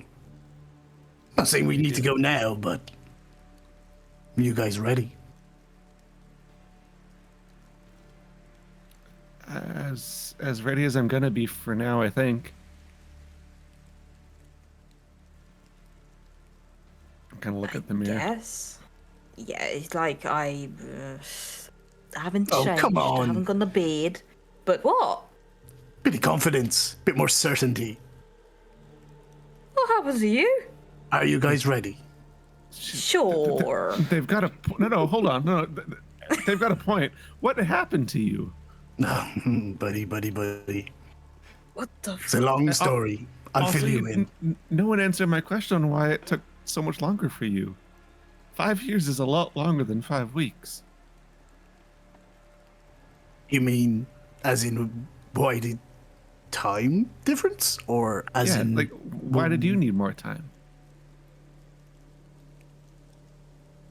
I have about 10 years to catch up on. Slowing time down made it easier. Don't know if I could ever make up for lost time, but I'm pretty Have you been satisfied learning with from improvement. Poe? Have you been learning from Poe on how to answer questions? Unfortunately, he has been with me. Oh. Because I feel like what you said you thought would answer the question, but it really didn't. Or you're just not listening. Just gonna whisper to Alpha. To be honest, don't forget, he is smaller. Therefore, smaller noggin. Needs a little bit extra time. Be nice to him. Right. Yeah, fair. Good point. Did you whisper, or do I? Whisper, yeah. I whispered. Can you give me a perception check?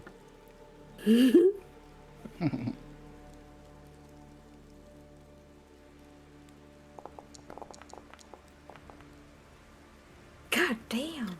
Give me a stealth check, Demir. I will do.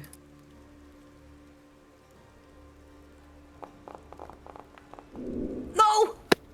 Oof.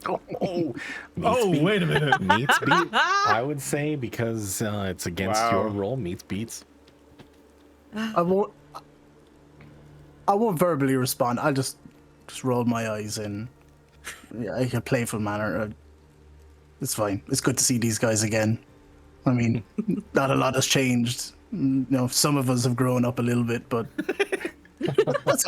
that's okay. We all develop at our own pace, which is kind of ironic because the comment she made is very much applying to her or them right now. And the irony is not lost on Nuke, so he's just smiling.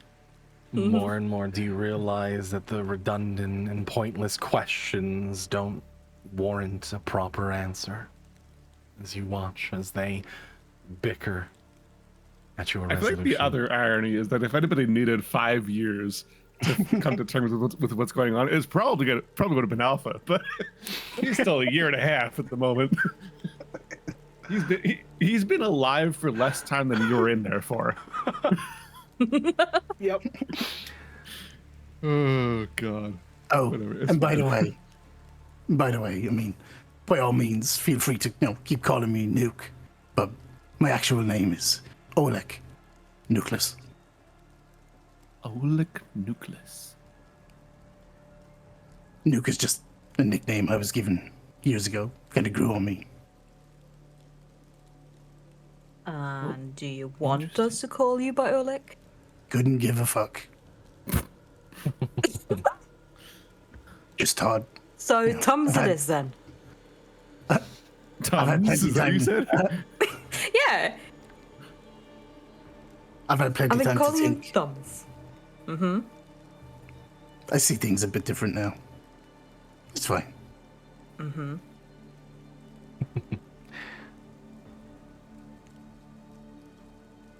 With that, Poe does chime in. There is one more thing. When you all first arrived, the CEO wanted to have a discussion. And I think now you're all ready to get this message from her.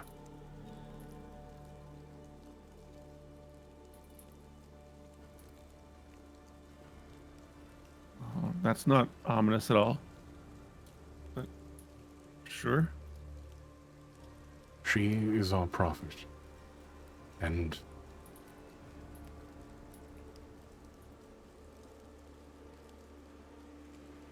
it should have been earlier. But I think this still applies. We have every preparation ready for you.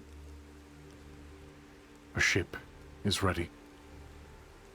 The seas are clear.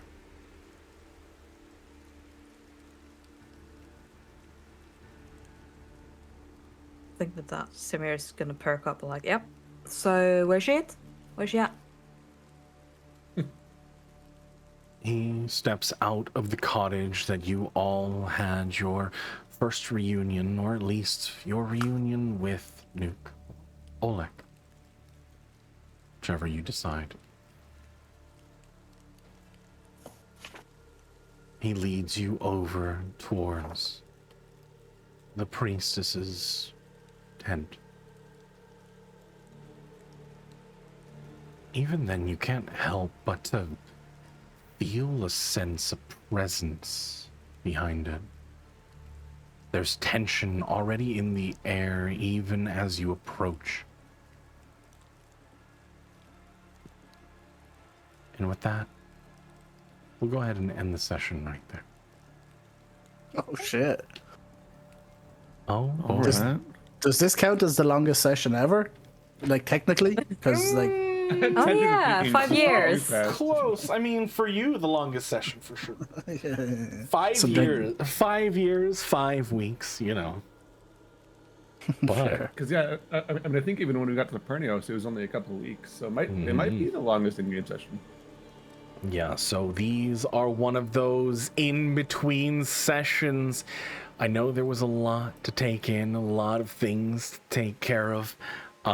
First of all, Nuke, I hope it was okay. I took a little bit of liberty, and I hope that no, that was great, mate. That was brilliant. Yeah, okay, yeah, brilliant. I love this. just the I mean, way I love all the sessions, but yeah, this was you did well. it felt like the only way to truly justify the shift so dramatically in your character that there had to have been that. Yeah. That There's no to period. it. Yeah. It would be weird otherwise, and thank you. I appreciate it. Yeah, I mean, I saw the character today, and I mean, it just felt right. Yeah. It felt right. Yeah, it's a bit of a change. All right, I'm looking forward to tonight. Do we even have a session next week, or I think next week somebody's off, right? Or no, actually, 27th? August. I don't think so. yeah, I think it's We August. have- Actually, somebody's if off. we're all here next week, then there is session as usual. Hell yeah. But yeah, with lots of changing happening, thank you guys so very much for joining today's session. Thank you, Of course. everyone. And you said that you'll message me with what the fuck is going on with me. Yeah. Well, we'll have a conversation. I mean, we can sit. Okay, we can cool. sit back and we can talk about it right now if you would like. I'm just gonna mute All right, myself sure. and say my sign off. Okay, sounds good. Yeah. But yeah, we'll be right I do back. also have a question, but Yeah. I'll send it on to you at some point. Yeah, I mean, if you guys want to stick around, I'm okay with chatting for a bit. Cool. Yep. Yeah. I'll be here. Yeah. I to you will be guys right soon. back. Ladies and gentlemen, thank you guys so very much for hanging out with me today. For anybody that is here just lurking, just putting yourself AFK and just listening to this as background noise, thank you so very much for hanging out. If you haven't already, head on over to the Discord.